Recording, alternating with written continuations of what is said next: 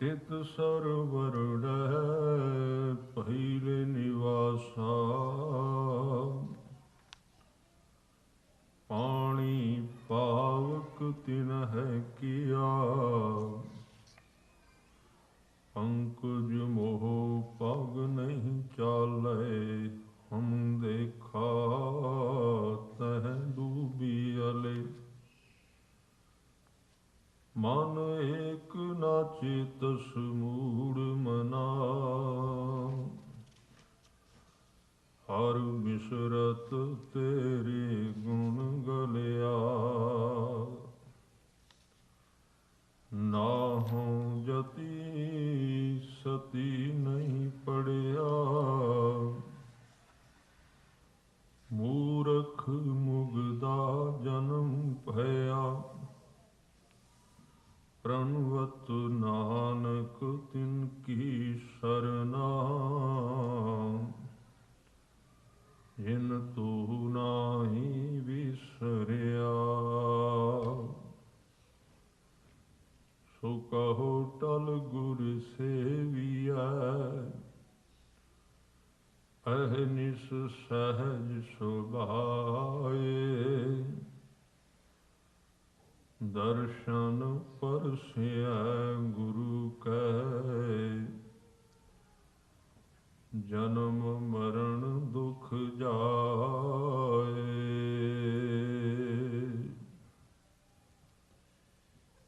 ਸਤਨਾਮ ਵਾਹਿਗੁਰੂ ਸਾਹਿਬ JIO. ਲਖ ਨਿੰਦਕ ਲਖ ਬੇਮੁਖਾਂ। ਦੂਤ ਦੁਸ਼ਟ ਲਖ ਲੂਣ ਹਰਾਮੀ। ਸਵਾਮਿ ਤਰੋਹੀ ਅਕਿਰਤ ਘਣ।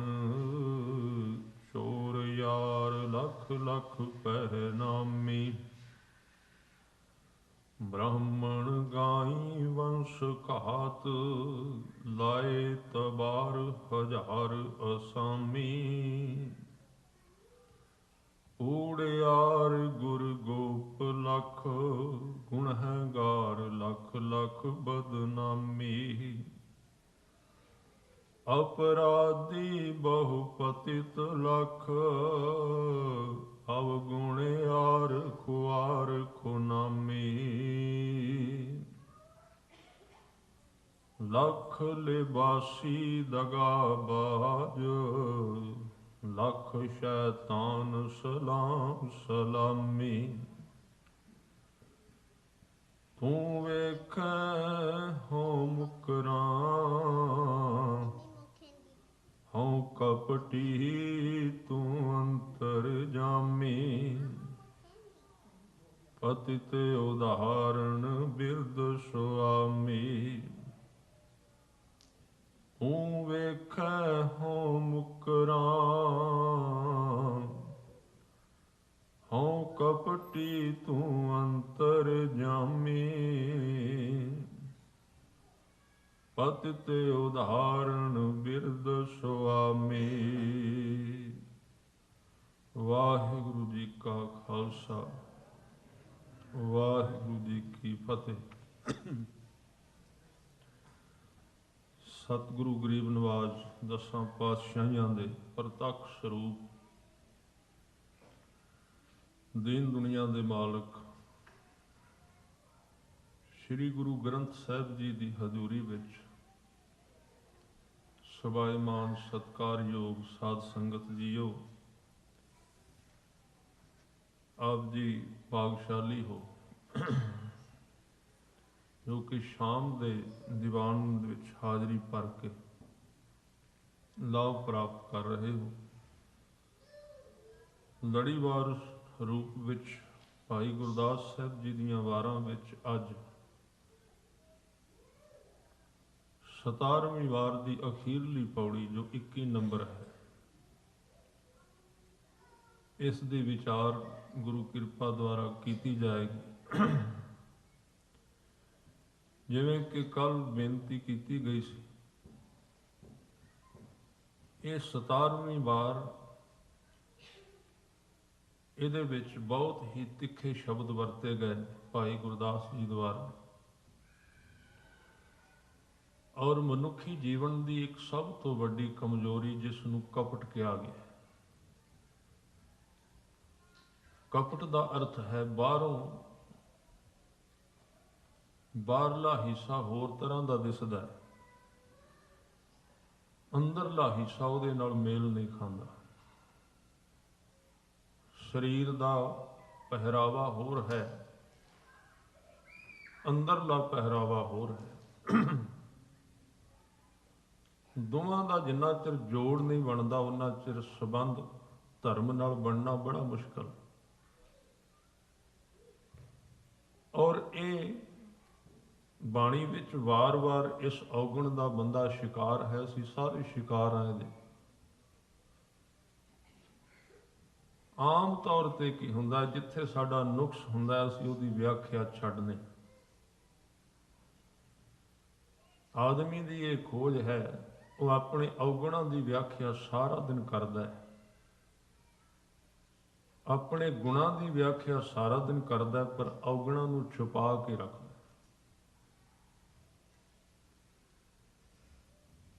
ਤੇ ਜਦੋਂ ਬਾਣੀ ਪੜ੍ਹਦੇ ਆ ਤੇ ਹਜ਼ੂਰ ਕਹਿੰਦੇ ਨੇ ਗੁਰੂ ਤੋਂ ਬਿਨਾਂ ਤੇਰਾ ਪਾਰ ਉਤਾਰਾ ਨਹੀਂ। ਗੁਰ ਬਿਨ ਘੋਰ ਅੰਧਾਰ, ਗੁਰੂ ਬਿਨ ਸਮਝ ਨਾ ਆਵੇ, ਗੁਰ ਬਿਨ ਸੁਰਤ ਨਾ ਸਿੱਧ, ਗੁਰੂ ਬਿਨ ਮੁਕਤ ਨਾ ਪਾਵੇ। ਗੁਰ ਕਰ ਸੱਚ ਵਿਚਾਰ, ਗੁਰੂ ਕਰ ਰੇ ਮਨ ਮੇਰੇ, ਗੁਰ ਕਰ ਸ਼ਬਦ ਸਪੁੰਨ, ਅਗਨ ਕਟੈ ਸਭ ਤੇਰੇ। ਗੁਰੂ ਨੈਣ ਬੈਣ ਗੁਰ ਗੁਰ ਕਰੋ, ਗੁਰੂ ਸਤ ਕਵ ਨਲ ਕਹੈ। ਜਿਨ ਗੁਰੂ ਨਾ ਦੇਖਿਓ ਨਹੁ ਕੀਓ, ਸੇ ਅਕਿਆਥ ਸੰਸਾਰ ਮੈਂ। ਉਹ ਬੰਦੇ ਜਿਵੇਂ ਆਏ ਤਿਵੇਂ ਨਾ ਆਏ। ਗੁਰੂ ਗ੍ਰੰਥ ਸਾਹਿਬ ਜੀ ਕਹਿੰਦੇ ਜਿਨ੍ਹਾਂ ਨੇ ਗੁਰੂ ਦਾ ਪੱਲਾ ਨਹੀਂ ਫੜਿਆ। ਪੁੱਛਿਆ ਜੀ ਕਿਉਂ? ਇਹਦੀ ਲੋੜ ਕੀ ਪਈ ਗੁਰੂ ਦੀ? ਬੰਦਾ ਸਵਾਲ ਤੇ ਕਰਦਾ ਹੀ ਹੈ, ਗੁਰੂ ਕਿਉਂ ਧਾਰਨ ਕਰਾਂ, ਕੀ ਲੋੜ ਹੈ? ਗਿਆਨ ਕਿਤਾਬ ਵਿੱਚੋਂ ਲੱਭ ਜਾਂਦਾ ਹੈ, ਗਿਆਨ ਇੰਟਰਨੈਟ ਤੇ ਭਰਿਆ ਹੋਇਆ ਹੈ, ਫਿਰ ਵਿੱਚ ਗੁਰੂ ਕਿਉਂ? ਇਹ ਬੜੀ ਵੱਡਾ ਸਵਾਲ ਹੈ ਅੱਜ ਦੇ ਬੰਦੇ ਦਾ। ਪਹਿਲਾਂ ਵੀ ਸੀ ਪਰ ਅੱਜ ਤੇ ਬਹੁਤ ਵੱਧ ਗਿਆ। ਆਦਮੀ ਕਿਸੇ ਦੀ ਗੁਲਾਮੀ ਸਹਿਣ ਲਈ ਤਿਆਰ ਨਹੀਂ ਹੈ, ਜਦ ਕਿ ਸਾਰਾ ਜੀਵਨ ਗੁਲਾਮੀ ਵਿੱਚ, ਸਾਰਾ ਬ੍ਰਹਿਮੰਡ ਕਿਸੇ ਗੁਲਾਮੀ ਵਿੱਚ ਚੱਲ ਰਿਹਾ। ਅੱਜ ਦੀ ਵਿਦਿਆ ਵਿੱਚ ਵੀ ਬੱਚੇ ਨੂੰ ਜਿਉਂ ਹੀ ਹੋਸ਼ ਆਉਂਦੀ ਹੈ ਸਿਖਾਇਆ ਜਾਂਦਾ ਤੂੰ ਆਜ਼ਾਦ ਜਿਉਣਾ, ਤੂੰ ਕਿਸੇ ਬੰਧਨ ਵਿੱਚ ਨਹੀਂ ਰਹਿਣਾ, ਤੂੰ ਖੁੱਲੇ ਰਹਿਣਾ। ਤੇ ਅੱਜ ਕੱਲ੍ਹ ਦੇ ਬੰਦੇ ਦੀ ਵੀ ਇੱਕ ਮੰਗ ਹੈ, ਉਹ ਕਹਿੰਦਾ ਜ਼ਿੰਦਗੀ ਮਿਲੀ 4 ਦਿਨ ਖੁੱਲੇ ਜਿਉਂ, ਜੋ ਮਰਜ਼ੀ ਕਰਾਂ। ਇਸ ਬਿਰਤੀ ਨਾਲ ਅਸੀਂ ਧਰਮ ਦੀ ਵਿਆਖਿਆ ਕੀਤੀ, ਧਰਮ ਇੱਕ ਬੰਧਨ ਹੈ ਤੇ ਬੰਧਨ ਗੁਲਾਮੀ ਹੈ ਤੇ ਗੁਲਾਮੀ ਦੁੱਖ ਹੈ। ਇਸ ਕਰਕੇ ਧਰਮੀ ਮੈਂ ਨਹੀਂ ਹੋਣਾ। ਗੁਰੂ ਵੀ ਬੰਧਨ ਹੈ, ਗੁਰੂ ਬੰਧਨ ਬਿਲਕੁਲ ਠੀਕ ਹੈ। ਗੁਰੂ ਆਜ਼ਾਦੀ ਨਹੀਂ ਹੈ, ਗੁਰੂ ਬੰਧਨ ਹੈ। ਧਰਮ ਵੀ ਬੰਧਨ ਹੈ। ਪਰ ਅੱਜ ਦਾ ਮਨੁੱਖ ਕੁਦਰਤ ਦੇ ਇਸ ਕਾਇਦੇ ਕਾਨੂੰਨ ਨੂੰ ਤੋੜ ਕੇ ਆਜ਼ਾਦ ਜਿਉਣ ਦੀ ਕੋਸ਼ਿਸ਼ ਕਰ ਰਿਹਾ ਹੈ, ਜਿਹਦੇ ਸਿੱਟੇ ਬਹੁਤ ਖਤਰਨਾਕ ਨਿਕਲੇ ਨੇ ਔਰ ਨਿਕਲ ਸਕਦੇ ਨੇ ਆਉਣ ਵਾਲੇ ਸਮੇਂ। ਕਿਉਂਕਿ ਤੁਸੀਂ ਸਾਰੇ ਬ੍ਰਹਿਮੰਡ ਵੱਲ ਝਾਤੀ ਪਾ ਕੇ ਵੇਖੋ, ਇੱਥੋਂ ਦਾ ਇੱਕ ਕਣ ਵੀ ਆਜ਼ਾਦ ਨਹੀਂ, ਕਿਸੇ ਨਿਯਮ ਵਿੱਚ ਚੱਲ ਰਿਹਾ। ਸਵੇਰੇ ਸੂਰਜ ਚੜ੍ਹਦਾ, ਅੱਜ ਦਾ ਨਹੀਂ, ਹਜ਼ਾਰਾਂ ਸਾਲਾਂ ਤੋਂ ਚੜ੍ਹ ਰਿਹਾ। ਤੁਸੀਂ ਉਹਨੂੰ ਧਿਆਨ ਨਾਲ ਵੇਖੋ ਵੀ ਇੱਕੋ ਥਾਂ ਤੋਂ ਚੜ੍ਹਦਾ, ਉਸੇ ਲਾਈਨ ਵਿੱਚ ਤੁਰਦਾ, ਉਸੇ ਵਿੱਚ ਹੀ ਪਾਸੇ ਹੋ ਜਾਂਦਾ, ਫਿਰ ਸਵੇਰੇ ਉੱਥੋਂ ਕਿਸੇ ਪਾਸੇ ਜਾਂਦਾ ਹੀ ਨਹੀਂ। ਚੰਦਰਮਾ ਵੀ ਕਿਸੇ ਗੁਲਾਮੀ ਵਿੱਚ ਚੱਲ ਰਿਹਾ ਹੈ, ਸੂਰਜ ਵੀ ਕਿਸੇ ਗੁਲਾਮੀ ਵਿੱਚ ਚੱਲ ਰਿਹਾ ਹੈ, ਤਾਰੇ ਵੀ ਗੁਲਾਮੀ ਵਿੱਚ ਚੱਲ ਰਹੇ ਨੇ। ਗੁਲਾਮੀ ਦਾ ਅਰਥ ਨਿਯਮ। ਹਵਾ ਜਿਹੜੀ ਹੈ ਉਹ ਵੀ ਮਰਿਆਦਾ ਵਿੱਚ ਚੱਲ ਰਹੀ, ਉਹ ਵੀ ਆਪਣ ਮੁਹਾਰੇ ਨਹੀਂ ਚੱਲਦੀ। ਸਮੁੰਦਰ ਇੱਕ ਮਰਿਆਦਾ ਵਿੱਚ ਹੈ। ਸ਼ਾਇਦ ਜਿਨ੍ਹਾਂ ਨੇ ਵਿਗਿਆਨ ਕੁਝ ਨਾ ਕੁਝ ਪੜ੍ਹਿਆ ਹੋਵੇ ਉਹਨਾਂ ਨੂੰ ਪਤਾ ਹੋਣਾ, ਜਿੱਥੇ ਅਸੀਂ ਬੈਠੇ ਹਾਂ ਸਮੁੰਦਰ ਇਹਦੇ ਤੋਂ ਕਈ ਮੀਲ ਉੱਚਾ ਹੈ, ਕਈ ਮੀਲ। ਕਈ ਥਾਵਾਂ ਤੇ ਦਾਸ ਨੇ ਆਪ ਵੇਖਿਆ ਵੀ ਸਮੁੰਦਰ ਦੇ ਕੰਢੇ ਖਲੋ ਕੇ ਸਮੁੰਦਰ ਦਾ ਪਾਣੀ ਉੱਚਾ ਹੈ, ਪਰ ਨੇੜੇ ਆ ਕੇ ਫਿਰ ਥੱਲੇ ਪਿਛਾਂ ਚਲਾ ਜਾਂਦਾ ਹੈ, ਵਾਪਸ ਤੁਰ ਜਾਂਦਾ। ਜੇ ਉਹ ਪਾਣੀ ਥੋੜੀ ਜਿਹੀ ਮਰਿਆਦਾ ਤੋੜਦਾ ਹੈ, ਇੱਥੇ ਕੁਝ ਵੀ ਨਹੀਂ ਮਿਲੇਗਾ, ਸਮੁੰਦਰ ਹੀ ਸਾਰਾ। ਥੋੜੀ ਜਿਹੀ ਮਰਿਆਦਾ ਤੋਂ ਬਾਹਰ ਜਾਏ, ਪਾਣੀ ਵੀ ਮਰਿਆਦਾ ਵਿੱਚ, ਅੱਗ ਵੀ ਮਰਿਆਦਾ ਵਿੱਚ, ਹਵਾ ਵੀ ਮਰਿਆਦਾ ਵਿੱਚ। ਇੱਕ ਮਰਿਆਦਾ ਵਿੱਚ ਬੱਝੀ ਹੋਈ ਆਕਸੀਜਨ, ਜਿਹੜਾ ਅਸੀਂ ਸਵਾਸ ਲੈ ਰਹੇ ਹਾਂ, ਇਹ ਆਕਸੀਜਨ ਸਿਰਫ ਜ਼ਮੀਨ ਤੋਂ ਥੋੜੇ ਥੋੜੇ ਫਾਸਲੇ ਤੇ ਆਕਾਸ਼ ਵਿੱਚ, ਸਾਰੇ ਆਕਾਸ਼ ਵਿੱਚ ਆਕਸੀਜਨ ਨਹੀਂ, ਤੇ ਨਾਲ ਰਹਿੰਦੀ ਹੈ। ਜਿੱਥੇ ਜੀਵ ਰਹਿੰਦੇ ਉੱਥੇ ਆਕਸੀਜਨ ਹੁੰਦੀ ਹੈ, ਨਿਯਮ ਵਿੱਚ ਬੱਝੀ ਹੋਈ। ਇਹ ਤੁਕ ਤੁਸੀਂ, ਇਹ ਸ਼ਬਦ ਤੁਸੀਂ ਆਸਾ ਦੀ ਵਾਰ ਵਿੱਚ ਸਵੇਰੇ ਗੁਰੂ ਕੇ ਕੀਰਤਨੀਆਂ ਤੋਂ ਸੁਣੋਗੇ। ਭੈ ਵਿੱਚ ਸੂਰਜ, ਭੈ ਵਿੱਚ ਚੰਦ, ਕੋਹ ਕਰੋੜੀ ਚਲਤ ਨਾ ਅੰਤ। ਸੂਰਜ ਤੇ ਚੰਦਰਮਾ ਮਰਿਆਦਾ ਵਿੱਚ ਇੱਕ ਲਾਈਨ ਤੇ ਚੱਲ ਰਹੇ ਨੇ। ਉਹ ਇੱਕੋ ਬੰਦਾ ਹੀ ਇਸ ਬ੍ਰਹਿਮੰਡ ਦਾ ਜੀਵ ਜਿਹੜਾ ਕਹਿੰਦਾ ਮੈਂ ਮਰਿਆਦਾ ਵਿੱਚ ਨਹੀਂ ਚੱਲਣਾ, ਮੈਂ ਆਜ਼ਾਦ ਜਿਉਣਾ। ਬੰਧਨ ਕਿਉਂ ਹੈ? ਭੈ ਵਿੱਚ ਸੂਰਜ, ਭੈ ਵਿੱਚ ਚੰਦ, ਕੋਹ ਕਰੋੜੀ ਚਲਤ ਨਾ ਅੰਤ। ਭੈ ਵਿੱਚ ਪਵਨ ਵਹੈ ਸਦ ਵਾਉ, ਹਵਾ ਭੈ ਵਿੱਚ। ਭੈ ਦੇ ਇੱਥੇ ਅਰਥ ਡਰ ਨਹੀਂ, ਭੈ ਦੇ ਅਰਥ ਇੱਥੇ ਮਰਿਆਦਾ ਹੈ, ਹੁਕਮ ਵਿੱਚ, ਨਿਯਮ ਵਿੱਚ, ਸੰਜਮ ਵਿੱਚ ਚੱਲ ਰਿਹਾ। ਭੈ ਵਿੱਚ ਪਵਨ ਵਹੈ ਸਦ ਵਾਉ, ਭੈ ਵਿੱਚ ਚੱਲੈ ਲਖ ਦਰਿਆਉ। ਸਾਰੀਆਂ ਚੀਜ਼ਾਂ ਮਰਿਆਦਾ ਵਿੱਚ ਨੇ, ਪਰਮਾਤਮਾ ਦੀ ਬਣਾਈ ਹੋਈ ਗੁਲਾਮੀ ਵਿੱਚ ਨੇ। ਇਸ ਕਰਕੇ ਸਦੀਆਂ ਤੋਂ ਚੱਲ ਰਹੀਆਂ ਨੇ, ਅਜੇ ਤੱਕ ਇੱਕ ਦੂਜੇ ਨਾਲ ਟਕਰਾਈਆਂ ਨਹੀਂ। ਕਦੀ ਸੂਰਜ ਨਾਲ ਚੰਦਰਮਾ ਨਹੀਂ ਟਕਰਾਉਂਦਾ, ਕਦੀ ਚੰਦਰਮਾ ਨਾਲ ਸੂਰਜ ਨਹੀਂ ਟਕਰਾਉਂਦਾ। ਅੱਜ ਕੱਲ੍ਹ ਗੁਰਮੁਖ ਬਹੁਤ ਸਵਾਲ ਕਰਦੇ ਨੇ ਵੀ ਸਾਰੇ ਬੰਦੇ ਇੱਕ ਦੂਜੇ ਨਾਲ ਟਕਰਾਈ ਜਾਂਦੇ ਨੇ, ਕੀ ਗੱਲ ਬਣ ਗਈ? ਇਕੱਲੇ ਸੰਸਾਰੀ ਨਹੀਂ, ਧਰਮੀ ਵੀ। ਜਿੱਧਰ ਜਾਓ, ਜਿੱਥੇ ਜਾ ਕੇ ਵੇਖੋ, ਭਾਵੇਂ ਕਿਸੇ ਸੰਸਥਾ ਵਿੱਚ ਚਲੇ ਜਾਓ, ਭਾਵੇਂ ਕਿਸੇ ਥਾਂ ਤੇ ਚਲੇ ਜਾਓ, ਉੱਥੋਂ ਇੱਕੋ ਹੀ ਸ਼ਿਕਾਇਤ ਮਿਲੇਗੀ, ਬੰਦੇ ਨਾਲ ਬੰਦਾ ਟਕਰਾਈ ਜਾਂਦਾ। ਹੱਦ ਹੋ ਗਈ। ਸੂਰਜ ਹਜ਼ਾਰਾਂ ਸਾਲਾਂ ਤੋਂ ਲੰਘਦਾ, ਚੰਦਰਮਾ ਦੇ ਕੋਲੋਂ ਨਹੀਂ ਟਕਰਾਇਆ। ਤਾਰੇ ਸਿਆਰੇ ਹਜ਼ਾਰਾਂ ਸਾਲਾਂ ਤੋਂ ਲੰਘਦੇ ਨਹੀਂ ਟਕਰਾਏ। ਆਦਮੀ ਕਹਿੰਦਾ ਬੰਦੇ ਨਾਲ ਬੰਦਾ ਟਕਰਾ ਗਿਆ, ਦੇਸ਼ ਨਾਲ ਦੇਸ਼ ਟਕਰਾਉਂਦਾ, ਕੌਮਾਂ ਨਾਲ ਕੌਮਾਂ ਟਕਰਾ ਰਹੀਆਂ ਨੇ, ਅੱਗਾਂ ਲੱਗਦੀਆਂ ਨੇ, ਲੋਕ ਮਾਰੇ ਜਾਂਦੇ ਨੇ, ਸਾੜ ਦਿੱਤੇ ਜਾਂਦੇ ਨੇ। ਕੀ ਹੋ ਗਿਆ ਨੇ? ਜਿਹੜੀ ਚੀਜ਼ ਅਸੀਂ ਮੰਗ ਰਹੇ ਹਾਂ ਨਾ, ਕਹਿੰਦੇ ਆਜ਼ਾਦ ਜਿਉਣਾ ਹੈ, ਇਹ ਉਹਦੀ ਮਿਹਰਬਾਨੀ ਹੈ, ਇਹ ਉਹਨੇ ਕਾਢ ਕੱਢੀ ਸਾਰੀ। ਦੁਨੀਆ ਦਾ ਹਰ ਇੱਕ ਜੀਵ ਨਿਯਮ ਵਿੱਚ, ਮਰਿਆਦਾ ਵਿੱਚ। ਔਰ ਮੈਂ ਵੀ ਬੇਨਤੀ ਕਰਾਂ, ਧਰਮ ਦੀ ਲੋੜ ਸਿਰਫ ਬੰਦੇ ਨੂੰ ਹੈ, ਪਸ਼ੂਆਂ ਨੂੰ ਵੀ ਲੋੜ ਕੋਈ ਨਹੀਂ, ਕਿਉਂਕਿ ਪਸ਼ੂ ਵੀ ਸਾਰੇ ਮਰਿਆਦਾ ਵਿੱਚ ਜੀ ਰਹੇ। ਤੁਸੀਂ ਧਿਆਨ ਮਾਰ ਕੇ ਵੇਖੋ, ਸ਼ੇਰ ਦਾ ਜਿਹੜਾ ਖਾਣਾ ਉਹਨੇ ਉਹੀ ਖਾਣਾ, ਉਹਨੇ ਘਾਹ ਨਹੀਂ ਖਾਣਾ।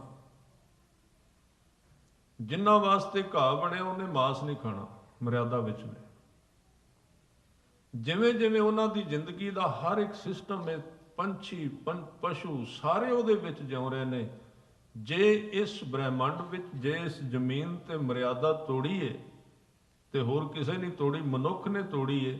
ਤੇ ਜੇ ਸਾਰੀਆਂ ਜੂਨਾਂ ਨਾਲੋਂ ਅੱਜ ਦੁਖੀ ਏ, ਤੇ ਪਹਿਲੇ ਨੰਬਰ ਤੇ ਬੰਦਾ ਹੀ ਆਉਂਦਾ, ਹੋਰ ਕੋਈ ਦੁਖੀ ਨਹੀਂ। ਸਾਡੇ ਘਰ ਵਿੱਚ ਕੁੱਤੇ ਬੱਝੇ ਨੇ, ਜੇ ਕੋਈ ਟੈਸਟ ਕਰਨ ਵਾਲੀ ਮਸ਼ੀਨ ਹੋਵੇ ਤੇ ਲਾ ਕੇ ਦੇਖ ਲਓ, ਸਾਡੇ ਜਿੰਨੇ ਦੁਖੀ ਉਹ ਹੈ ਨਹੀਂ। ਘਰਾਂ ਵਿੱਚ ਗਾਵਾਂ ਮੱਝਾਂ ਘੋੜੇ ਬੱਝੇ ਨੇ, ਤੁਸੀਂ ਉਹਨਾਂ ਨੂੰ ਪੁੱਛ ਕੇ ਵੇਖੋ, ਕੋਈ ਦੁੱਖ ਨਹੀਂ ਉਹਨਾਂ ਨੂੰ, ਬਿਲਕੁਲ ਬੜੇ ਸੁਖੀ ਨੇ, ਆਨੰਦ ਵਿੱਚ ਨੇ। ਪਰ ਜਿਹੜਾ ਉਹਨਾਂ ਨੂੰ ਪਾਲ ਰਿਹਾ ਹੈ, ਉਹਦਾ ਦੁੱਖ ਹਟਦੇ ਨਹੀਂ ਪਿਆ, ਉਹ ਬਹੁਤ ਦੁਖੀ ਹੈ। ਸਵਾਲ ਬਹੁਤ ਵੱਡਾ, ਇਹ ਕਿਉਂ ਹੋਇਆ? ਦੁੱਖ ਕਿਉਂ ਆਇਆ? ਤੇ ਗੁਰੂ ਗ੍ਰੰਥ ਸਾਹਿਬ ਜੀ ਦੱਸਦੇ ਨੇ, ਦੁੱਖ ਤਾਂ ਆਇਆ, ਇਸ ਬ੍ਰਹਿਮੰਡ ਨੂੰ ਜਿਸ ਰੱਬ ਨੇ ਬਣਾਇਆ, ਹਰ ਇੱਕ ਚੀਜ਼ ਨੂੰ ਉਹਨੇ ਮਰਿਆਦਾ ਵਿੱਚ, ਨਿਯਮ ਵਿੱਚ ਰੱਖਿਆ। ਪਰ ਤੇਰੀ ਮੱਤ ਮਾਰੇਗੀ, ਤੂੰ ਕਹਿੰਦਾ ਮਰਿਆਦਾ ਨਹੀਂ ਚਾਹੀਦੀ, ਮੈਂ ਆਪਣੀ ਮਰਜ਼ੀ ਕਰਨੀ, ਜੋ ਮੇਰਾ ਜੀ ਕਰੇ ਉਹ ਕਰਾਂ, ਮਰਿਆਦਾ ਤੋਂ ਬਾਹਰ ਜਾਵਾਂ। ਗੁਰੂ ਹੈ ਬੰਧਨ, ਤੇ ਬੰਧਨ ਤੋਂ ਬਿਨਾਂ ਜੀਵਨ। ਕਿਸੇ ਵੱਡੇ ਸਮੁੰਦਰ ਵਿੱਚ ਤਰਨ ਵਾਸਤੇ ਪਹਿਲਾਂ ਕਿਸੇ ਨਿਯਮ ਦੀ ਪਾਲਣਾ ਕਰਨੀ ਪੈਂਦੀ, ਕਿਸੇ ਛੋਟੇ ਤਲਾਬ ਦੇ ਵਿੱਚ ਤਰਨ ਦੀ ਜਾਚ ਸਿੱਖਣੀ ਪੈਂਦੀ ਹੈ। ਵੱਡੀ ਆਜ਼ਾਦੀ ਲੱਭਣ ਵਾਸਤੇ, ਜਿਹਨੂੰ ਭਗਤ ਰਵਿਦਾਸ ਜੀ ਕਹਿੰਦੇ, ਹੁਣ ਮੈਂ ਜਿੱਥੇ ਮਰਜ਼ੀ ਵਿਚਰ ਸਕਣਾ ਸਾਰੇ ਬ੍ਰਹਿਮੰਡ ਵਿੱਚ, ਤਿਉਂ ਤਿਉਂ ਸੈਲ ਕਰੈ ਜੋ ਭਾਵੈ, ਮਹਿਰਮ ਮਹਿਲ ਨਾ ਕੋ ਅਟਕਾਵੈ। ਇਹ ਇੰਨੇ ਆਜ਼ਾਦ ਹੋ ਗਏ ਭਗਤ, ਖੁੱਲ ਗਏ, ਇਹਨਾਂ ਦੇ ਬੰਧਨ ਟੁੱਟ ਗਏ। ਮੁਕਤੀ ਦੇ ਅਰਥ ਹੀ ਆਜ਼ਾਦੀ ਨੇ। ਆਜ਼ਾਦ ਸ਼ਬਦ ਕੀ ਹੈ? ਆਜ਼ਾਦ, ਆਜ਼ਾਦ ਸ਼ਬਦ ਤੇ ਬਾਅਦ ਵਿੱਚ ਆਇਆ ਹੈ। ਮੁਕਤੀ ਦੇ ਅਰਥ ਨੇ ਆਜ਼ਾਦ। ਮੁਕਤੀ ਦੇ ਅਰਥ ਨੇ ਜਿਹੜਾ ਆਦਮੀ ਪਹਿਲਾਂ ਗੁਰੂ ਦੇ ਬੰਧਨ ਵਿੱਚ ਪਿਆ ਹੈ, ਗੁਰੂ ਦੀ ਮਰਿਆਦਾ ਵਿੱਚ ਪਿਆ ਹੈ, ਉਹਨੂੰ ਇੱਕ ਐਸੀ ਆਜ਼ਾਦੀ ਮਿਲੇਗੀ, ਫਿਰ ਉਹ ਸਾਰੇ ਬ੍ਰਹਿਮੰਡ ਵਿੱਚ ਆਜ਼ਾਦ ਹੈ। ਪਰ ਅਸੀਂ ਅੱਜ ਦਾ ਗਿਆਨ, ਅੱਜ ਦੀ ਵਿਦਿਆ ਕਹਿ ਰਹੀ ਹੈ, ਤੇ ਅਸੀਂ ਵੀ ਜ਼ੋਰ ਲਾ ਕੇ ਕਹਿ ਰਹੇ ਹਾਂ ਬੱਚਿਆਂ ਨੂੰ ਆਜ਼ਾਦ ਕਰੋ, ਜੋ ਮਰਜ਼ੀ ਕਰਨ, ਜਿੱਥੇ ਮਰਜ਼ੀ ਜਾਣ, ਜੋ ਮਰਜ਼ੀ ਹੋਵੇ। ਇਹ ਆਜ਼ਾਦੀ ਬਰਬਾਦੀ ਦਾ ਸਾਧਨ ਹੈ। ਔਰ ਮਨੁੱਖ ਨਿਯਮ ਤੋਂ, ਮਰਿਆਦਾ ਤੋਂ ਜਿੰਨਾ ਬਾਹਰ ਜਾਏਗਾ, ਓਨਾ ਹੀ ਦੁੱਖ ਨੂੰ ਆਪਣੇ ਘਰ ਵੱਲ ਸੱਦਾ ਦੇਵੇਗਾ। ਤੇ ਜਿੰਨਾ ਉਹ ਇਹ ਨਹੀਂ ਕੋਈ ਆਪਣੀ ਬਣਾਈ ਹੋਈ ਮਰਿਆਦਾ, ਅਕਾਲ ਪੁਰਖ ਨੇ ਜਿਹੜੀ ਮਰਿਆਦਾ ਬਣਾਈ, ਉਹਦੇ ਵਿੱਚ ਬੰਦਾ ਸ਼ਬਦ ਨਿਕਲੇ ਇੱਥੋਂ, ਬੰਦਾ ਸੋ ਜੋ ਬੰਦਗੀ ਗਹਿ, ਗੁਰੂ ਦੇ ਹੁਕਮ ਵਿੱਚ ਤੁਰਨ ਵਾਲਾ, ਮਾਰਗ ਤੇ ਤੁਰਨ ਵਾਲਾ। ਤਾਂ ਇਸ 17ਵੀਂ ਵਾਰ ਵਿੱਚ ਭਾਈ ਗੁਰਦਾਸ ਜੀ ਇੰਨੇ ਖਰਵੇ ਸ਼ਬਦ ਵਰਤ ਰਹੇ ਨੇ, ਤੇ ਵਰਤ ਵੀ ਧਾਰਮਿਕ ਬੰਦੇ ਵਾਸਤੇ ਰਹੇ ਨੇ। ਉਹ ਕਹਿੰਦੇ ਨੇ ਧਾਰਮਿਕ ਬੰਦਾ ਉਸ ਕਹਿਣ ਦੀ ਥਾਲੀ ਵਰਗਾ ਹੋ ਗਿਆ। ਕਹਿਣ ਦੀ ਥਾਲੀ ਵਰਗਾ, ਪਲੇਟ ਇੱਕ ਕਹਿ, ਇੱਕ ਧਾਤ, ਜਿਵੇਂ ਸੋਨਾ, ਜਿਵੇਂ ਲੋਹਾ, ਜਿਵੇਂ ਚਾਂਦੀ, ਇਸੇ ਤਰ੍ਹਾਂ ਇੱਕ ਧਾਤ ਦਾ ਨਾਮ ਹੈ ਕਹਿ। ਪੁਰਾਣੀਆਂ ਜਿਹੜੀਆਂ ਮਾਤਾਵਾਂ ਨੇ ਉਹ ਇਹ ਜਾਣਦੀਆਂ ਹੋਣਗੀਆਂ, ਪੰਜਾਬ ਦੀ ਧਰਤੀ ਤੇ ਕਹਿ ਦੇ ਭਾਂਡੇ ਹੁਣ ਤਾਂ ਖਤਮ ਹੋ ਗਏ। ਕਹਿ ਦਾ ਭਾਂਡਾ ਤੁਸੀਂ ਮਾਂਜ ਕੇ ਪੂਰੀ ਤਰ੍ਹਾਂ ਸੁਆਹ ਦੇ ਨਾਲ ਟਿਕਾਓ, ਸੂਰਜ ਦੀ ਧੁੱਪ ਵਿੱਚ ਰੱਖ ਦਿਓ, ਤੇ ਦੂਰੋਂ ਵੇਖੋ ਇੰਨਾ ਚਮਕੇਗਾ ਜਿੰਨਾ ਸੂਰਜ ਵੀ ਨਹੀਂ ਚਮਕਦਾ, ਬੜੀ ਚਮਕ ਉਹਦੇ ਵਿੱਚ। ਪਰ ਉਹਨੂੰ ਤੁਸੀਂ ਜਿੰਨਾ ਮਰਜ਼ੀ ਧੋ ਲਓ, ਜਿੰਨਾ ਮਰਜ਼ੀ ਧੋ ਲਓ, ਚਮਕਦਾ ਹੋਵੇ, ਉਹਦੇ ਨਾਲ ਉਂਗਲ ਘਸਾ ਕੇ ਵੇਖੋ, ਵਿੱਚੋਂ ਫਿਰ ਕਾਲਖ ਲੱਗੇਗੀ ਉਂਗਲ ਨੂੰ, ਭਾਵੇਂ ਕਿੰਨਾ ਸਾਫ਼ ਕਰ ਲਈਏ। ਸੱਚੇ ਪਾਤਸ਼ਾਹ ਇੱਥੇ ਸਮਝਾ ਰਹੇ ਨੇ, ਭਾਈ ਗੁਰਦਾਸ ਜੀ ਕਹਿ ਰਹੇ ਨੇ ਵੀ ਧਾਰਮਿਕ ਬੰਦੇ ਦੇ ਅੰਦਰ ਤੇ ਬਾਹਰ ਦੋਵੇਂ ਇੱਕੋ ਜਿਹੇ ਹੋਣੇ ਚਾਹੀਦੇ। ਬਾਹਰਲਾ ਤੇ ਅੰਦਰ, ਜੇ ਅੰਦਰ ਪਾਪ ਹੈ, ਬਾਹਰ ਗੁਰੂ ਨੂੰ ਕਵੇ। ਇਹ ਨਹੀਂ, ਇਹਨਾਂ ਵਾਰਾਂ ਦਾ ਇਹ ਨਹੀਂ ਅਰਥ ਵੀ ਪਹਿਲਾਂ ਤੁਸੀਂ ਪਾਪ ਛੱਡੋ ਤੇ ਫਿਰ ਗੁਰੂ ਕੋਲ ਆਓ, ਇਹ ਨਹੀਂ ਇਹਦੇ ਅਰਥ। ਨੀਅਤ ਸ਼ੁੱਧ ਕਰਨ ਦੇ ਅਰਥ ਨਹੀਂ ਕਿ ਬੰਦਾ ਸ਼ੁੱਧ ਹੋ ਗਿਆ, ਇਹ ਖਿਆਲ ਰੱਖਣਾ। ਨੀਅਤ ਸ਼ੁੱਧ ਦਾ ਅਰਥ ਇਹ ਨਹੀਂ ਹੈ। ਸ਼ੁੱਧ ਤੇ ਸੁੱਧ ਦੋ ਸ਼ਬਦ ਨੇ, ਤਵੱਜੋ ਦੇਣਾ। ਇਹ ਮਤ ਸਮਝਣਾ ਵੀ ਪਹਿਲਾਂ ਪਾਪ ਧੋ ਕੇ, ਸ਼ੁੱਧ ਹੋ ਕੇ, ਪਵਿੱਤਰ ਹੋ ਕੇ ਫਿਰ ਗੁਰਦੁਆਰੇ ਆਉਣਾ, ਨਹੀਂ। ਇੱਥੇ ਤਾਂ ਲੋੜ ਹੀ ਪਾਪੀਆਂ ਦੀ ਏ। ਧੋਬੀ ਕੋਲ ਤੇ ਮੈਲੇ ਕੱਪੜੇ ਚਾਹੀਦੇ, ਜਿਹੜੇ ਪਹਿਲਾਂ ਪ੍ਰੈਸ ਹੋ ਚੁੱਕੇ ਨੇ, ਉਹਨਾਂ ਦਾ ਉੱਥੇ ਕੀ ਕੰਮ ਹੈ? ਉਹਨਾਂ ਨੂੰ ਕਦੀ ਵਾਸ਼ਿੰਗ ਮਸ਼ੀਨ ਦੇ ਨੇੜੇ ਲਿਆਂਦਾ ਜਿਹੜੇ ਧੁੱਪੇ ਹੋਏ? ਉੱਥੇ ਤਾਂ ਉਹ ਹੀ ਆਉਂਦੇ ਜਿਹੜੇ ਮੈਲੇ ਕੁਚੈਲੇ ਪਏ। ਗੁਰੂ ਕੋਲ ਤਾਂ ਪਾਪ ਵਾਲਾ ਮਨੁੱਖ ਆਵੇ, ਸਗੋਂ ਉਹਦਾ ਕੰਮ ਇੱਥੇ ਆਉਣ ਦਾ ਜ਼ਿਆਦਾ ਆਵੇ ਸਗੋਂ। ਪਰ ਇਸ ਤਰ੍ਹਾਂ ਹੁੰਦਾ ਨਹੀਂ। ਅਸੀਂ ਕਹਿੰਦੇ ਹਾਂ, ਜਾਂ ਤੇ ਅਸੀਂ ਕਹਿੰਦੇ ਹਾਂ ਪਹਿਲਾਂ ਪਾਪ ਲਾਓ। ਇਸ ਤਰ੍ਹਾਂ ਦੇ ਗਿਆਨ ਤੁਸੀਂ ਸੁਣਦੇ ਹੋਵੋਗੇ ਕਈ ਵਾਰੀ ਵੀ ਗੁਰਦੁਆਰੇ ਆਉਣ ਦਾ ਕੀ ਫਾਇਦਾ, ਤੁਹਾਡਾ ਮਨ ਤੇ ਸਾਫ਼ ਕੋਈ ਨਹੀਂ। ਅੰਮ੍ਰਿਤ ਛਕਣ ਦਾ ਕੀ ਫਾਇਦਾ, ਤੁਹਾਡਾ ਮਨ ਤੇ ਸਾਫ਼ ਨਹੀਂ। ਇਹਦਾ ਅਰਥ ਇਹ ਹੋਇਆ ਬਈ ਵਾਸ਼ਿੰਗ ਮਸ਼ੀਨ ਵਿੱਚ ਕੱਪੜੇ ਪਾਉਣ ਦਾ ਕੀ ਫਾਇਦਾ, ਪਹਿਲਾਂ ਤੁਸੀਂ ਧੋਤੇ ਤਾਂ ਹੈ ਨਹੀਂ। ਲੰਗੜਾ ਗਿਆਨ ਹੈ, ਅੰਨਾ ਗਿਆਨ ਹੈ, ਅਧੂਰਾ ਗਿਆਨ ਹੈ। ਇੱਥੇ ਤਾਂ ਪਾਪੀ ਚਾਹੀਦੇ ਗੁਰੂ ਕੋਲ। ਹਾਂ, ਪਰ ਉਹ ਇੱਕ ਹੋਰ ਚੀਜ਼ ਹੈ ਜਿਹਨੂੰ ਕਹਿੰਦੇ ਨੇ ਤੂੰ ਸ਼ੁੱਧ ਹੋ ਕੇ ਆ। ਦੋ ਬਚਨ ਮੈਂ ਕਹਿ ਰਿਹਾ ਸਾਂ, ਸ਼ਬਦ ਇੱਕੋ ਹੀ ਏ, ਇੱਕ ਵਿੱਚ ਬਿੰਦੀ ਲੱਗੀ ਏ ਤੇ ਇੱਕ ਤੋਂ ਬਿੰਦੀ ਲਾ ਦਿਓ, ਅਰਥ ਜ਼ਮੀਨ ਅਸਮਾਨ ਦਾ ਫਰਕ ਪੈ ਜਾਏ। ਗੁਰਬਾਣੀ ਵਿੱਚ ਸ਼ਬਦ ਆਉਂਦੇ ਨੇ, ਕਾਹੇ ਕੋ ਕੀਜੈ ਧਿਆਨ ਜਪੰਨਾ, ਜਪਦੇ ਸੁਧ ਨਾਹੀ ਮਨ ਆਪਣਾ। ਕਬੀਰ ਸਾਹਿਬ ਜੀ ਦਾ ਸ਼ਬਦ ਕਹਿੰਦੇ, ਕਾਹਦੇ ਵਾਸਤੇ ਧਿਆਨ ਲਾ ਕੇ ਬੈਠਾ ਹੈ, ਕਾਹਦੇ ਵਾਸਤੇ ਰਾਮ ਰਾਮ, ਅੱਲਾ ਅੱਲਾ, ਵਾਹਿਗੁਰੂ ਵਾਹਿਗੁਰੂ ਜਪੀ ਆਉਂਦਾ, ਮਨ ਤੇ ਤੇਰਾ ਸੁੱਧ ਹੈ ਨਹੀਂ। ਸੁੱਧ ਪੂਰਾ ਇਕਾਗਰ ਹੋ ਕੇ ਵੇਖਣਾ, ਸ਼ੁੱਧ ਨਹੀਂ, ਸੁੱਧ। ਕਿਉਂਕਿ ਸ਼ੁੱਧ ਦੇ ਅਰਥ ਨੇ ਜੋ ਖਾਲਸ ਹੋ ਚੁੱਕਾ ਹੈ, ਤੇ ਸੁੱਧ ਦੇ ਅਰਥ ਨੇ ਹੋਣਾ ਚਾਹੁੰਦਾ ਹੈ, ਅਜੇ ਹੋਇਆ ਨਹੀਂ, ਅਜੇ ਹੋਣਾ ਚਾਹੁੰਦਾ। ਸੁੱਧ, ਸੁੱਧ ਦਾ ਅਰਥ ਹੈ ਹੋਸ਼ ਵਿੱਚ ਆ ਕੇ। ਜਿਹੜਾ ਬੰਦਾ ਨਹਾਉਣਾ ਚਾਹੁੰਦਾ ਹੈ, ਜੇ ਨਹਾਤਾ ਨਹੀਂ, ਉਹ ਕਹਿੰਦੇ ਵੀ ਜੇ ਤੂੰ ਨਹਾਉਣਾ ਹੀ ਨਹੀਂ ਚਾਹੁੰਦਾ ਜੇ ਤੂੰ ਬੇਈਮਾਨੀ ਕਰਨਾ ਚਾਹੁੰਦਾ ਹੈ ਤੇ ਕੀ ਫਾਇਦਾ ਦਰਿਆ ਦੇ ਕਿਨਾਰੇ ਤੇ ਵਸਤਰ ਉਤਾਰ ਕੇ ਧਰਨ ਦਾ? ਕਾਹਦੇ ਲਈ ਲਾਏ? ਨਹਾਉਣਾ ਤਾਂ ਚਾਹੁੰਦਾ ਹੀ ਨਹੀਂ, ਤੂੰ ਨਹਾਉਣਾ ਨਹੀਂ ਚਾਹੁੰਦਾ, ਦਰਿਆ ਦੇ ਕਿਨਾਰੇ ਕੀ ਕਰਨਾ ਹੈ? ਇਹਦੇ ਅਰਥ ਇਹ ਨੇ ਤੂੰ ਸ਼ੁੱਧ ਹੋਣਾ ਹੀ ਨਹੀਂ ਚਾਹੁੰਦਾ, ਗੁਰਦੁਆਰੇ ਕੀ ਕਰਨਾ ਹੈ?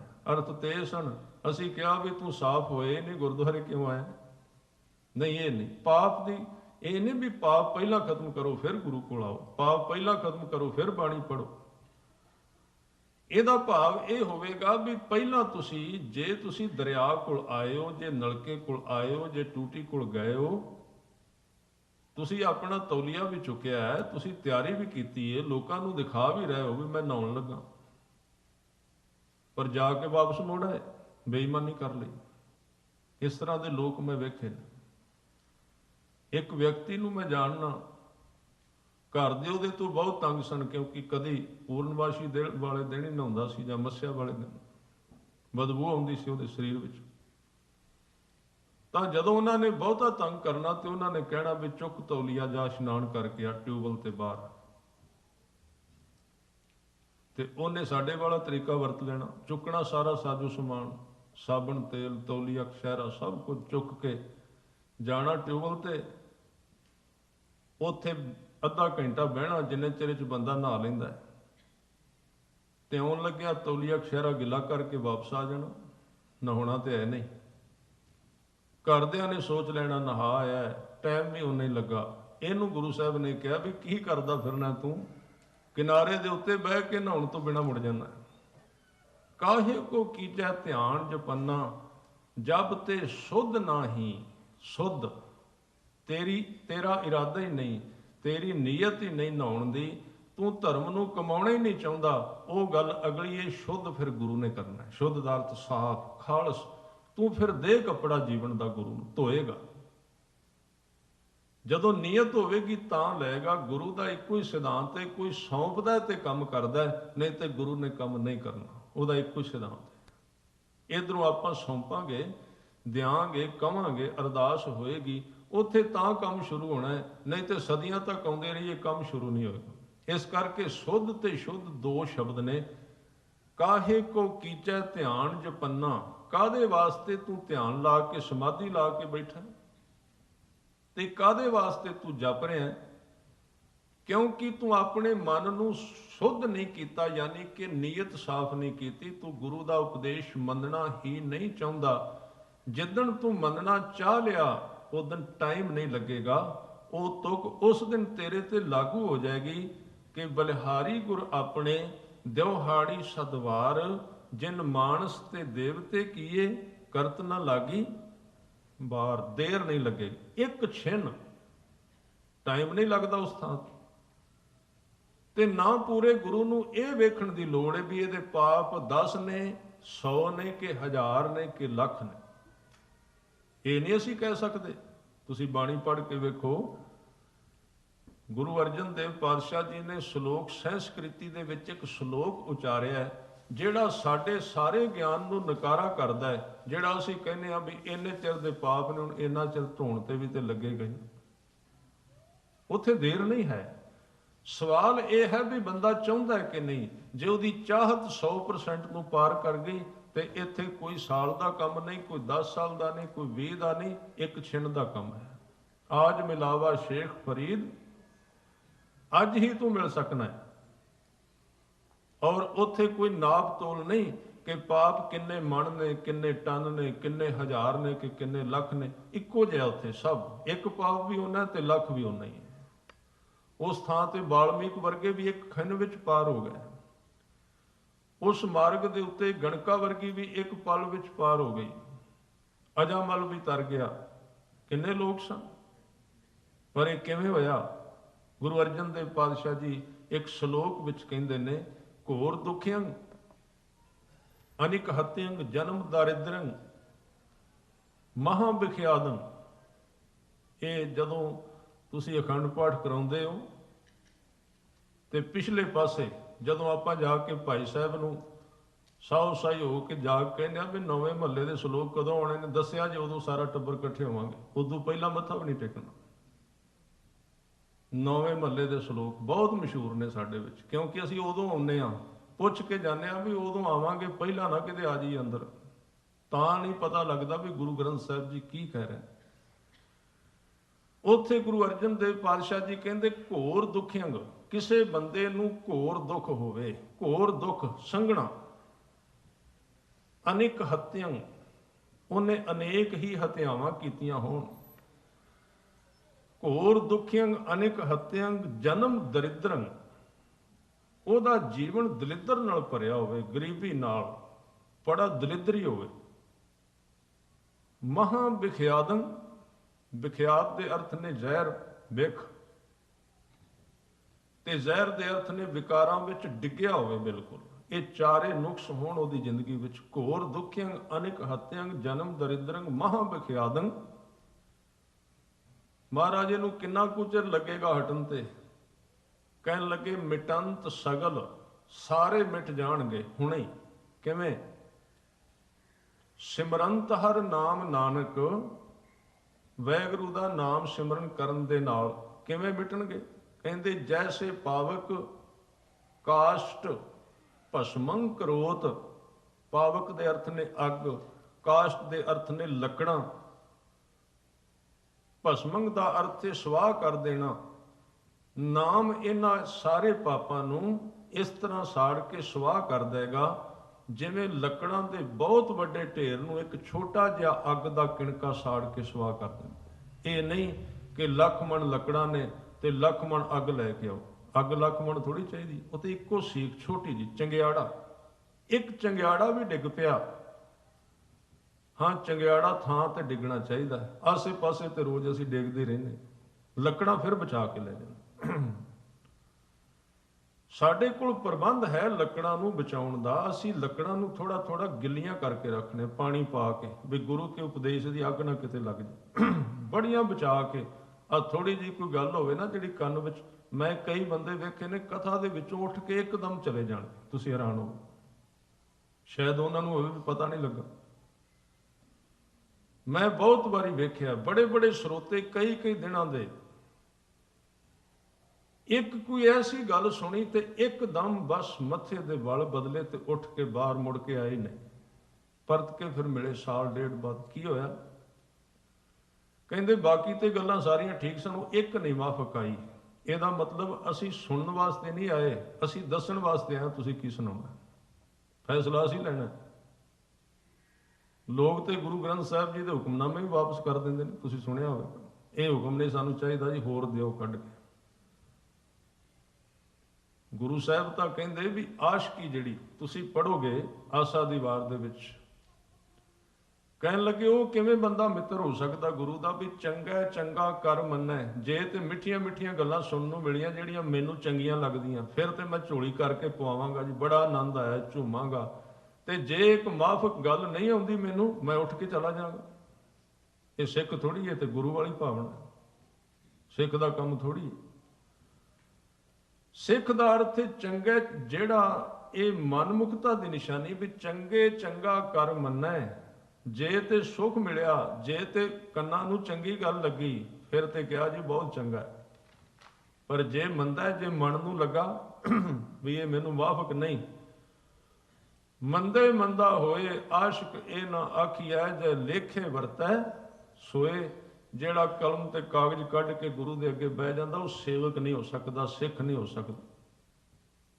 ਉਹਨੇ ਸੌਂਪ ਦਿੱਤਾ ਹੈ ਵੀ ਜੋ ਤੂੰ ਕਰੇਗਾ, ਜੋ ਕਹੇਗਾ, ਜੇ ਝਿੜਕੇਗਾ ਤਾਂ ਵੀ ਮਿੱਠਾ, ਜੇ ਪਿਆਰ ਕਰੇਗਾ ਤਾਂ ਵੀ ਮਿੱਠਾ ਹੈ, ਉਹ ਮਿਲਾਪ। ਪਰ ਅਸੀਂ ਆਪਣੀਆਂ ਤੁਕਾਂ ਕੱਢੀਆਂ ਨੇ। ਕਲਗੀਧਰ ਪਾਤਸ਼ਾਹ ਦੇ ਜੀਵਨ ਦੀ ਇੱਕ ਘਟਨਾ ਹੈ ਵੀ ਅਨੰਦਪੁਰ ਸਾਹਿਬ ਤੇ ਉਹ ਛੱਤ ਤੇ ਸਨ, ਗਰਮੀ ਦੇ ਦਿਨਾਂ ਵਿੱਚ ਆਰਾਮ ਕਰ ਰਹੇ ਸਨ ਰਾਤ ਨੂੰ, ਤੇ ਪਿਛਲੇ ਪਾਸੇ ਇੱਕ ਆਵਾਜ਼ ਆਈ, ਘਰਾਂ ਦੇ ਵਿੱਚੋਂ ਝਗੜੇ ਦੀ, ਲੜਾਈ ਦੀ। ਦੋ ਸਿੱਖ ਆਪਸ ਵਿੱਚ ਲੜ ਰਹੇ ਸਨ। ਹਜੂਰ ਮੰਜੇ ਤੇ ਬੈਠੇ ਨੇ, ਕੋਲ ਸਿੱਖ ਨੂੰ ਪੁੱਛਦੇ ਨੇ ਵੀ ਕੀ ਗੱਲ ਹੈ। ਆਵਾਜ਼ ਸਾਫ਼ ਆ ਰਹੀ ਸੀ। ਇੱਕ ਸਿੱਖ ਕਹਿ ਰਿਹਾ ਸੀ ਵੀ ਤੂੰ ਗੁਰੂ ਗੋਬਿੰਦ ਸਿੰਘ ਜੀ ਦਾ ਨਾਂ ਲੈ ਕੇ ਮੇਰੇ ਤੋਂ ਮਾਇਆ ਲਈ ਸੀ ਕਈ ਸਾਲ ਪਹਿਲਾਂ, ਗੁਰੂ ਨੂੰ ਵਿੱਚ ਜਾਮਣ ਦੇ ਕੇ ਤੇ ਉਹ ਤੂੰ ਵਾਪਸ ਨਹੀਂ ਕਰਦਾ। ਮੈਂ ਤੈਨੂੰ ਬਹੁਤ ਵਾਰੀ ਕਹਿ ਚੁੱਕਾ ਵੀ ਵਾਪਸ ਕਰ। ਤੇ ਦੂਜਾ ਅੱਗੋਂ ਜਵਾਬ ਦੇ ਰਿਹਾ ਸੀ ਵੀ ਮੈਂ ਤੈਨੂੰ ਕੋਈ ਨਹੀਂ ਵਾਪਸ ਕਰਨੀ। ਉਹਨੇ ਕਿਹਾ ਵੀ ਤੂੰ ਗੁਰੂ ਦੀ ਸਹੁੰ ਖਾਧੀ। ਤੇ ਜਿੰਨੇ ਪੈਸੇ ਲੈ ਕੇ ਮੁੱਕਰ ਗਿਆ ਸੀ ਜਿਹੜਾ, ਉਹ ਇੱਕ ਤੁਕ ਪੜ ਰਿਹਾ ਸੀ ਉੱਚੀ ਉੱਚੀ। ਉਹ ਕਹਿ ਰਿਹਾ ਸੀ ਵੀ ਲੇਖਾ ਕੋਏ ਨਾ ਪੁੱਛਈ ਜਾਂ ਹਰ ਬਖਸ਼ੰਦਾ। ਜਦੋਂ ਉਹਨੇ ਪੜ੍ਹੀ ਨਾ ਤੁਕ, ਕਿਉਂਕਿ ਬੰਦਾ ਆਪਣੀਆਂ ਆਪਣੀਆਂ ਤੁਕਾਂ ਕੱਢਦਾ ਵਿੱਚੋਂ, ਆਪਣੇ ਆਪਣੇ ਸ਼ਬਦ ਪੜ੍ਹਦਾ ਗੁਰੂ ਗ੍ਰੰਥ ਸਾਹਿਬ ਦੇ ਵਿੱਚੋਂ। ਪੋਲਾ ਪੋਲਾ ਧਰਮ ਜ਼ਿੰਦਗੀ ਵਿੱਚ ਕਮਾਉਣਾ ਚਾਹੁੰਦਾ, ਜਿਹੜਾ ਉਹਨੂੰ ਚੰਗਾ ਲੱਗਦਾ। ਜਦੋਂ ਉਹਨੇ ਪੜ੍ਹਿਆ ਨਾ ਵੀ ਲੇਖਾ ਕੋਏ ਨਾ ਪੁੱਛਈ, ਕੋਈ ਲੇਖਾ ਨਹੀਂ ਹੋਣਾ ਮੇਰਾ। ਉਹਨੇ ਕਿਹਾ ਨਾ ਵੀ ਤੇਰਾ ਲੇਖਾ ਹੋਵੇਗਾ। ਕਹਿੰਦਾ ਲੇਖਾ ਕੋਈ ਨਾ ਪੁੱਛੇ ਜਾਂ ਹਰ ਬਖਸ਼ੰਦਾ। ਤੇ ਉਧਰੋਂ ਕਲਗੀਧਰ ਪਾਤਸ਼ਾਹ ਨੇ ਸੁਣ ਕੇ ਉੱਚੀ ਆਵਾਜ਼ ਵਿੱਚ ਕਿਹਾ, ਕਹਿਣ ਲੱਗੇ ਗੁਰ ਪੀਰ ਹਾਮਾ ਤਾਂ ਭਰੈ, ਜਾਂ ਮੁਰਦਾਰ ਨਾ ਖਾਏ। ਹੱਕ ਪਰਾਇਆ ਨਾਨਕਾ ਉਸ ਸੂਵਰ ਉਸ ਗਾਏ। ਗੁਰ ਪੀਰ ਹਾਮਾ ਤਾਂ ਭਰੈ, ਜਾਂ ਮੁਰਦਾਰ ਨਾ ਖਾਏ। ਗੁਰੂ ਨੇ ਤਾਂ ਹਾਮੀ ਭਰਨੀ ਹੈ, ਇਹ ਨਹੀਂ ਆਪਾਂ ਕਹਿ ਸਕਦੇ। ਉਹ ਤੇ ਬਖਸ਼ਿਆ ਤੇ ਉਹ ਜਾਏਗਾ ਨਾ ਜਿਹੜਾ ਹਾਜ਼ਰ ਹੋ ਗਿਆ, ਜਿਹਨੇ ਤੋਬਾ ਕਰ ਲਈ। ਬਖਸ਼ਿਆ ਹੋ ਜਾਏਗਾ। ਪਿਛਲੇ ਔਗੁਣ ਬਖਸ਼ ਲੈ ਕਿੰਨਾ ਤੇ ਲਾਗੂ ਹੁੰਦਾ ਹੈ? ਕੌਣ ਨੇ ਉਹ? ਪਿਛਲੇ ਬਖਸ਼ ਤੇ ਸਕਦੇ ਸਤਿਗੁਰੂ, ਪਰ ਉਹ ਕੌਣ ਨੇ? ਪ੍ਰਭ ਆਗੇ ਮਾਰਗ ਪਾਵੈ। ਜਿਹੜਾ ਮਾਰਗ ਅੱਗੋਂ ਗੁਰੂ ਨੇ ਦੱਸਿਆ ਉਹਦੇ ਉੱਤੇ ਤੁਰਨ ਦਾ ਯਤਨ ਕਰੇ। ਜੇ ਕਿਤੇ ਤਿਲਕ ਜਾਏ ਤੇ ਫਿਰ ਅਰਦਾਸ ਕਰੇ, ਫਿਰ ਤੁਰੇ, ਫਿਰ ਉੱਠੇ, ਫਿਰ ਅਰਦਾਸ ਕਰੇ, ਫਿਰ ਤੁਰੇ। ਇਹ ਨਹੀਂ ਵੀ ਗੁਰੂ ਤੇ ਹੁਣ ਹੈ ਹੀ ਏ, ਮੌਜ ਕਰੋ, ਜੋ ਮਰਜ਼ੀ ਕਰੋ, ਬਾਅਦ ਵਿੱਚ ਅਰਦਾਸ ਕਰਾ ਦਿਆਂਗੇ ਜੀ। ਇਹ ਸਿਧਾਂਤ ਅਸੀਂ ਕੱਢਿਆ, ਗੁਰੂ ਸਾਹਿਬ ਨੇ ਅਸੀਂ ਇਹ ਕੱਢਿਆ ਹੈ। ਔਰ ਗੁਰਬਾਣੀ ਵਿੱਚ ਸ਼ਬਦ ਆਏ ਨੇ, ਪਾਪ ਕਰੈ ਪੰਚਾਂ ਕੇ ਵਸਰੇ, ਤੀਰਥ ਨਹਾਏ ਕਹੇ ਸਭ ਉਤਰੇ। ਬੌਰ ਕਮਾਵੈ ਹੋਏ ਨਿਸ਼ੰਗ, ਪਰਤ ਕੇ ਫਿਰ ਨਿਸ਼ੰਗ ਹੋ ਕੇ। ਇਸ ਧਰਤੀ ਤੇ, ਇਸ ਜ਼ਮੀਨ ਤੇ ਪਾਪ ਦਾ ਪਸਾਰਾ ਧਰਮ ਦੇ ਰਾਹੀਂ ਹੁੰਦਾ ਹੈ। ਕਿਉਂਕਿ ਝੂਠੇ ਲੋਕ ਝੂਠੀਆਂ ਤਸੱਲੀਆਂ ਦੇ ਦਿੰਦੇ ਵੀ ਕਰ ਲਓ, ਕੋਈ ਗੱਲ ਨਹੀਂ, ਬਾਅਦ ਵਿੱਚ ਅਰਦਾਸ ਕਰ ਦੇਣ, ਠੀਕ ਹੋ ਜਾਏ। ਇਹ ਚੱਲਦਾ। ਮੈਂ ਕਈ ਚੀਜ਼ਾਂ ਸੁਣ ਕੇ ਹੈਰਾਨ ਹੋ ਗਿਆ। ਕਈ ਤਰ੍ਹਾਂ ਦੇ ਪ੍ਰਬੰਧ ਕੀਤੇ ਗਏ ਨੇ। ਆਦਮੀ ਨੇ ਪਾਪ ਕਰਨ ਵਾਸਤੇ ਧਰਮ ਦਾ ਸਹਾਰਾ ਲੈ ਕੇ ਆਪਣੇ ਆਪਣੇ ਤਰੀਕੇ ਲੱਭੇ ਨੇ, ਢੰਗ ਦੇ ਨਾਲ ਚੱਲਦਾ। ਜੇ ਕੋਈ ਮਨੁੱਖ ਅੱਗੋਂ ਗੁਰੂ ਦੇ ਸਹਾਰੇ ਤੇ ਤੁਰਨ ਦਾ ਯਤਨ ਕਰੇ, ਹਾਂ ਫਿਰ ਹੋ ਸਕਦਾ। ਫਿਰ ਸਤਿਗੁਰੂ ਇਹ ਸ਼ਬਦ ਕਹਿੰਦੇ, ਆਓ ਪਿਆਰ ਨਾਲ ਕਰੀਏ ਅਰਦਾਸ। ਪਿਛਲੇ ਔਗਣ ਬਖਸ਼ ਲਏ ਪ੍ਰਭ, ਪਿਛਲੇ ਔਗਣ ਬਖਸ਼ ਲਏ ਪ੍ਰਭ, ਪਿਛਲੇ ਔਗਣ।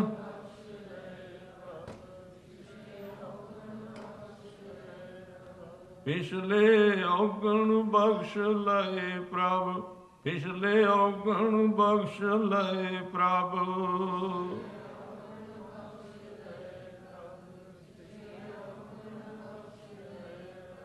ਆਗੇ ਮਾਰਗ ਪਾਵੈ, ਆਗੇ ਮਾਰਗ ਪਾਵੈ, ਆਗੇ ਮਾਰਗ।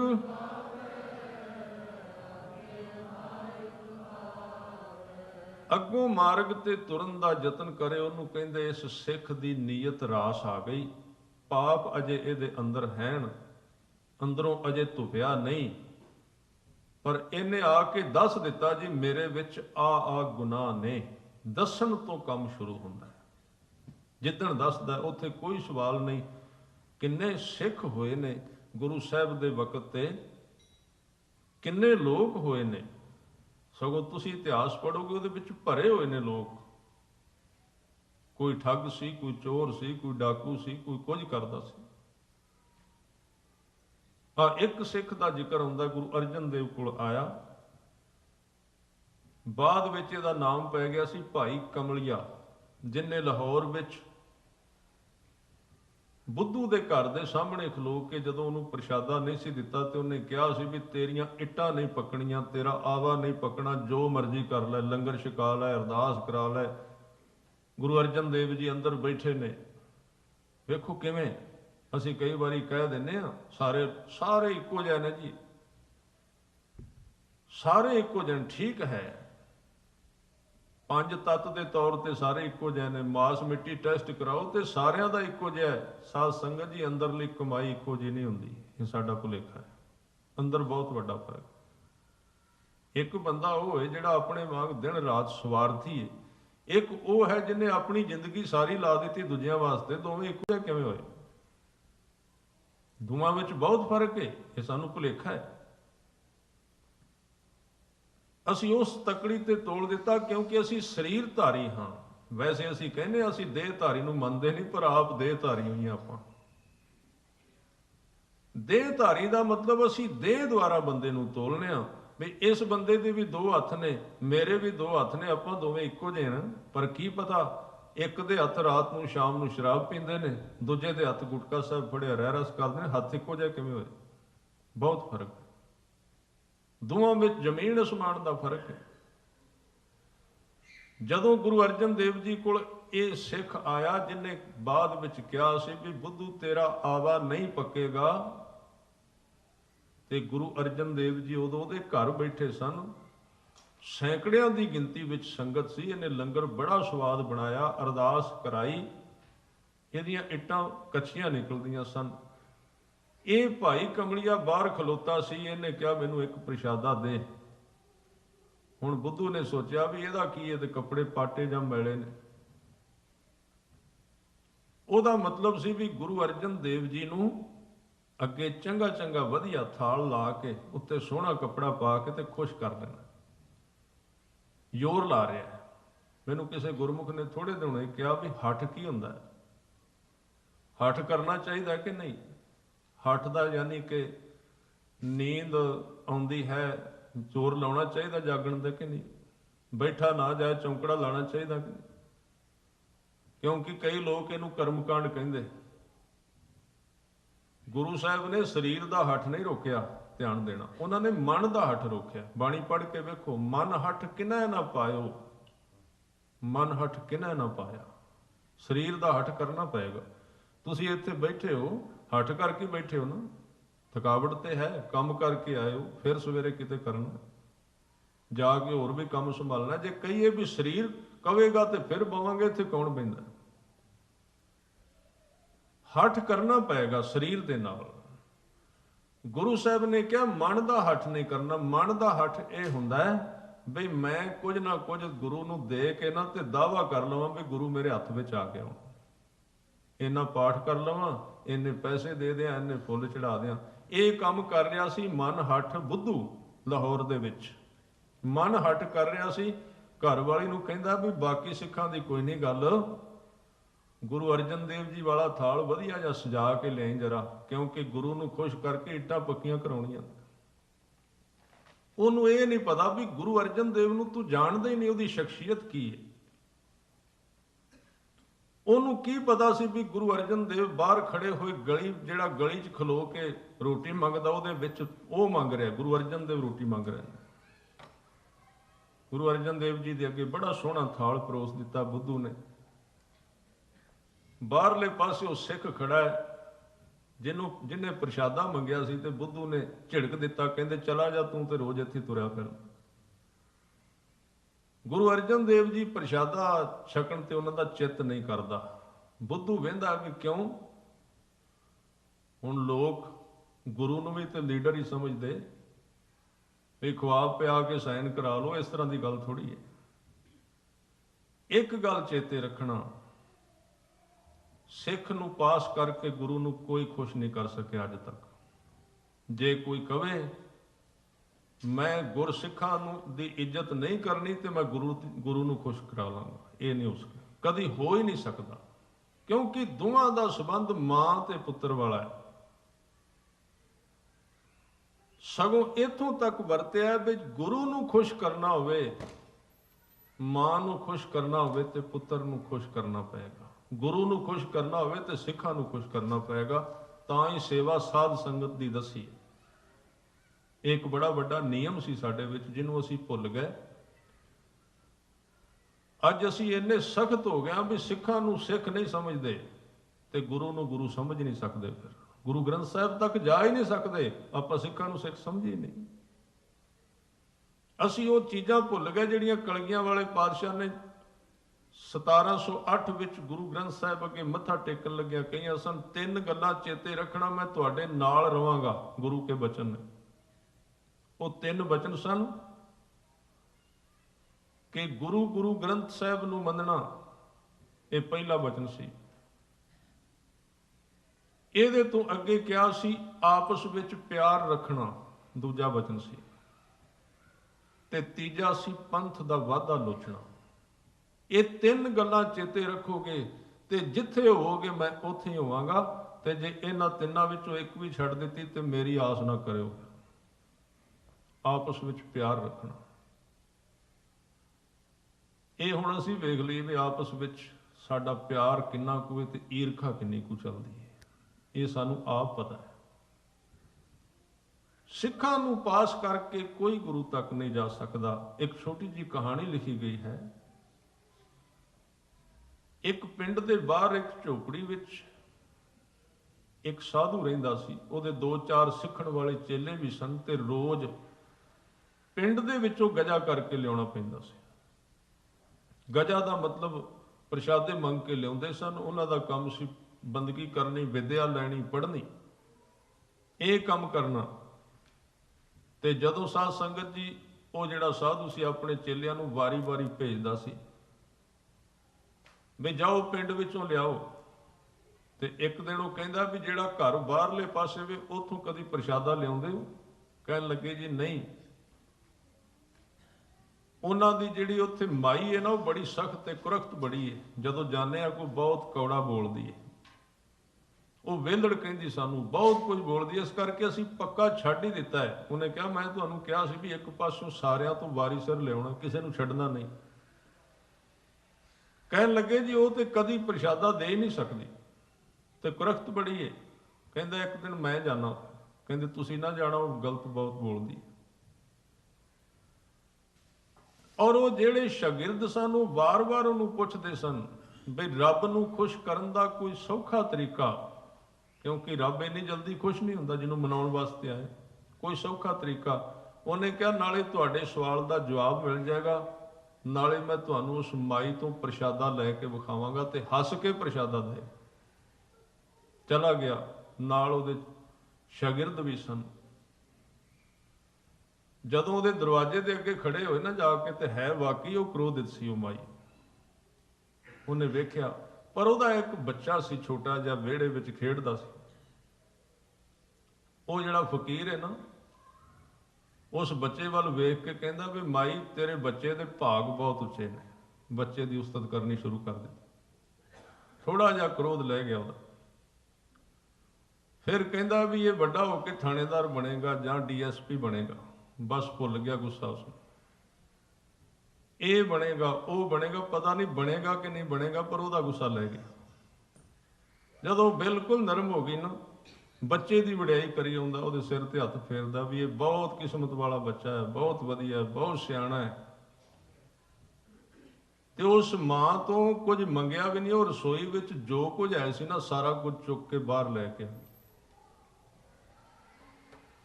ਉਹ ਜਿਹੜੇ ਨਾਲ ਗਏ ਸੀ ਉਹ ਹੈਰਾਨ, ਕਹਿੰਦੇ ਵੀ ਇਹ ਤਾਂ ਕਿਸੇ ਨੂੰ ਇੱਕ ਦਾਣਾ ਦੇਣ ਨੂੰ ਤਿਆਰ ਨਹੀਂ ਤੇ ਸਾਰੀ ਰਸੋਈ ਬਾਹਰ ਲੈ ਕੇ ਆ ਗਏ, ਕੀ ਵਰਤਾਇਆ?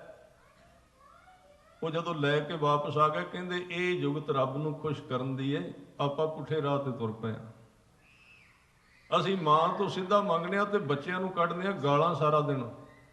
ਇਸ ਤਰ੍ਹਾਂ ਕਦੀ ਮਾਂ ਨੇ ਕੁਝ ਦੇਣਾ ਨਹੀਂ।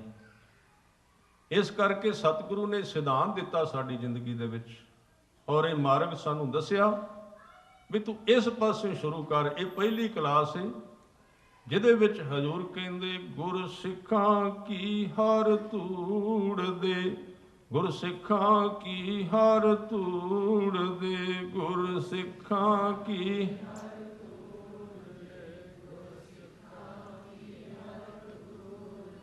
ਗੁਰ ਸਿੱਖਾਂ ਕੀ ਹਰ ਧੂੜ ਦੇ, ਗੁਰ ਸਿੱਖਾਂ ਕੀ ਹਰ ਧੂੜ ਦੇ।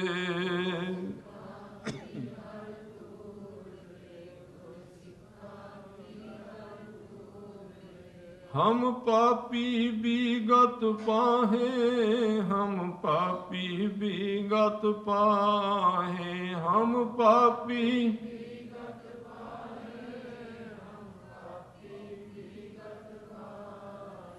गुरसिखां की हर धूड़ दे। गुरु के प्यारियां दी धूड़ क्यों मंगी?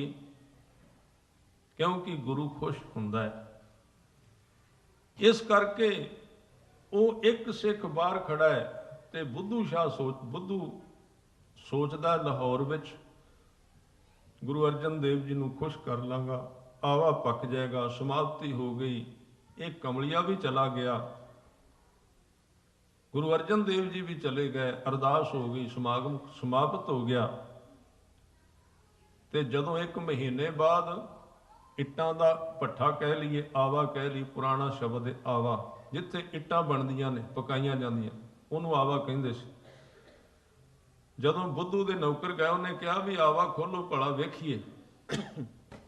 गुरु साहब दे अगे बेनती की, अरदास की, इट्टां किवें दियां निकलियां? जदों खोलिया इट्टां सारियां कच्चियां। हुण जदों वेखिया भी इट्टां कच्चियां ने, बिजनेसमैन आदमी सी, वो तो पक्का करके बैठा सी, पक्कियां निकल गई। गुरु अर्जन देव जी अजे लाहौर विच सन, क्रोध विच आ गया, गुस्से विच आ गया, दौड़ के गया,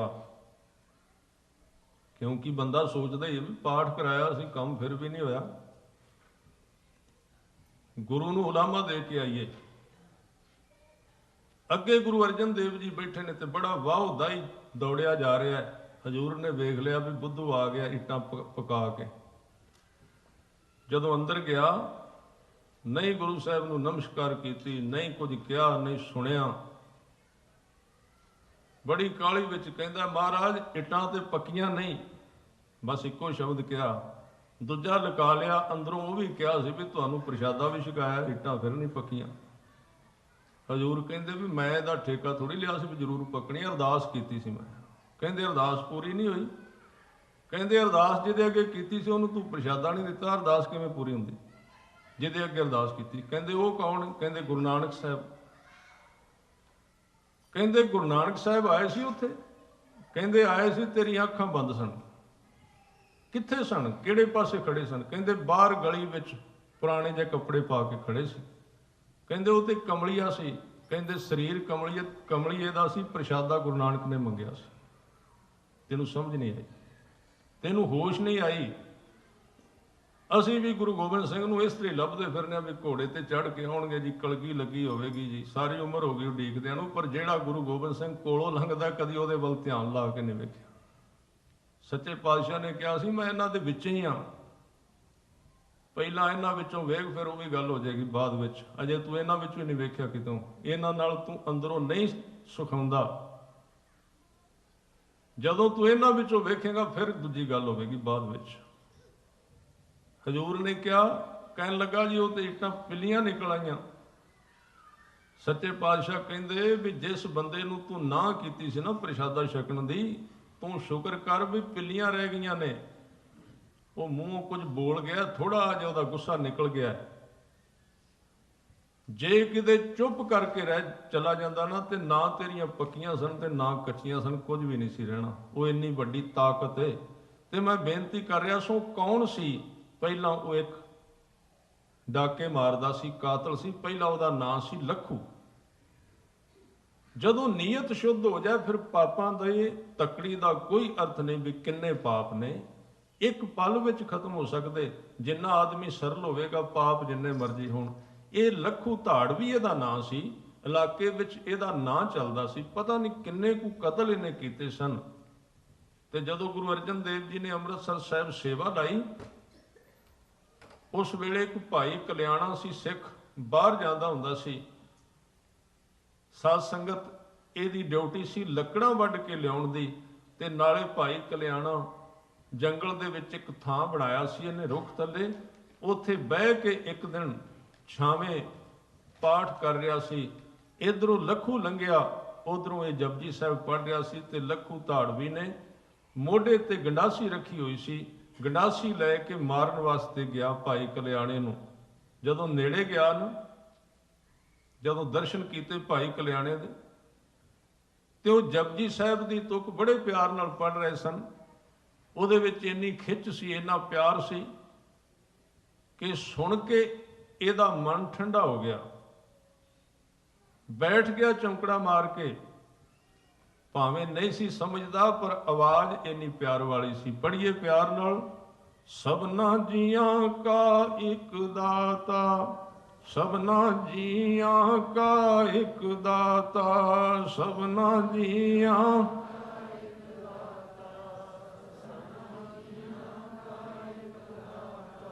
सबना जियां का एक दाता, सबना जियां का एक दाता।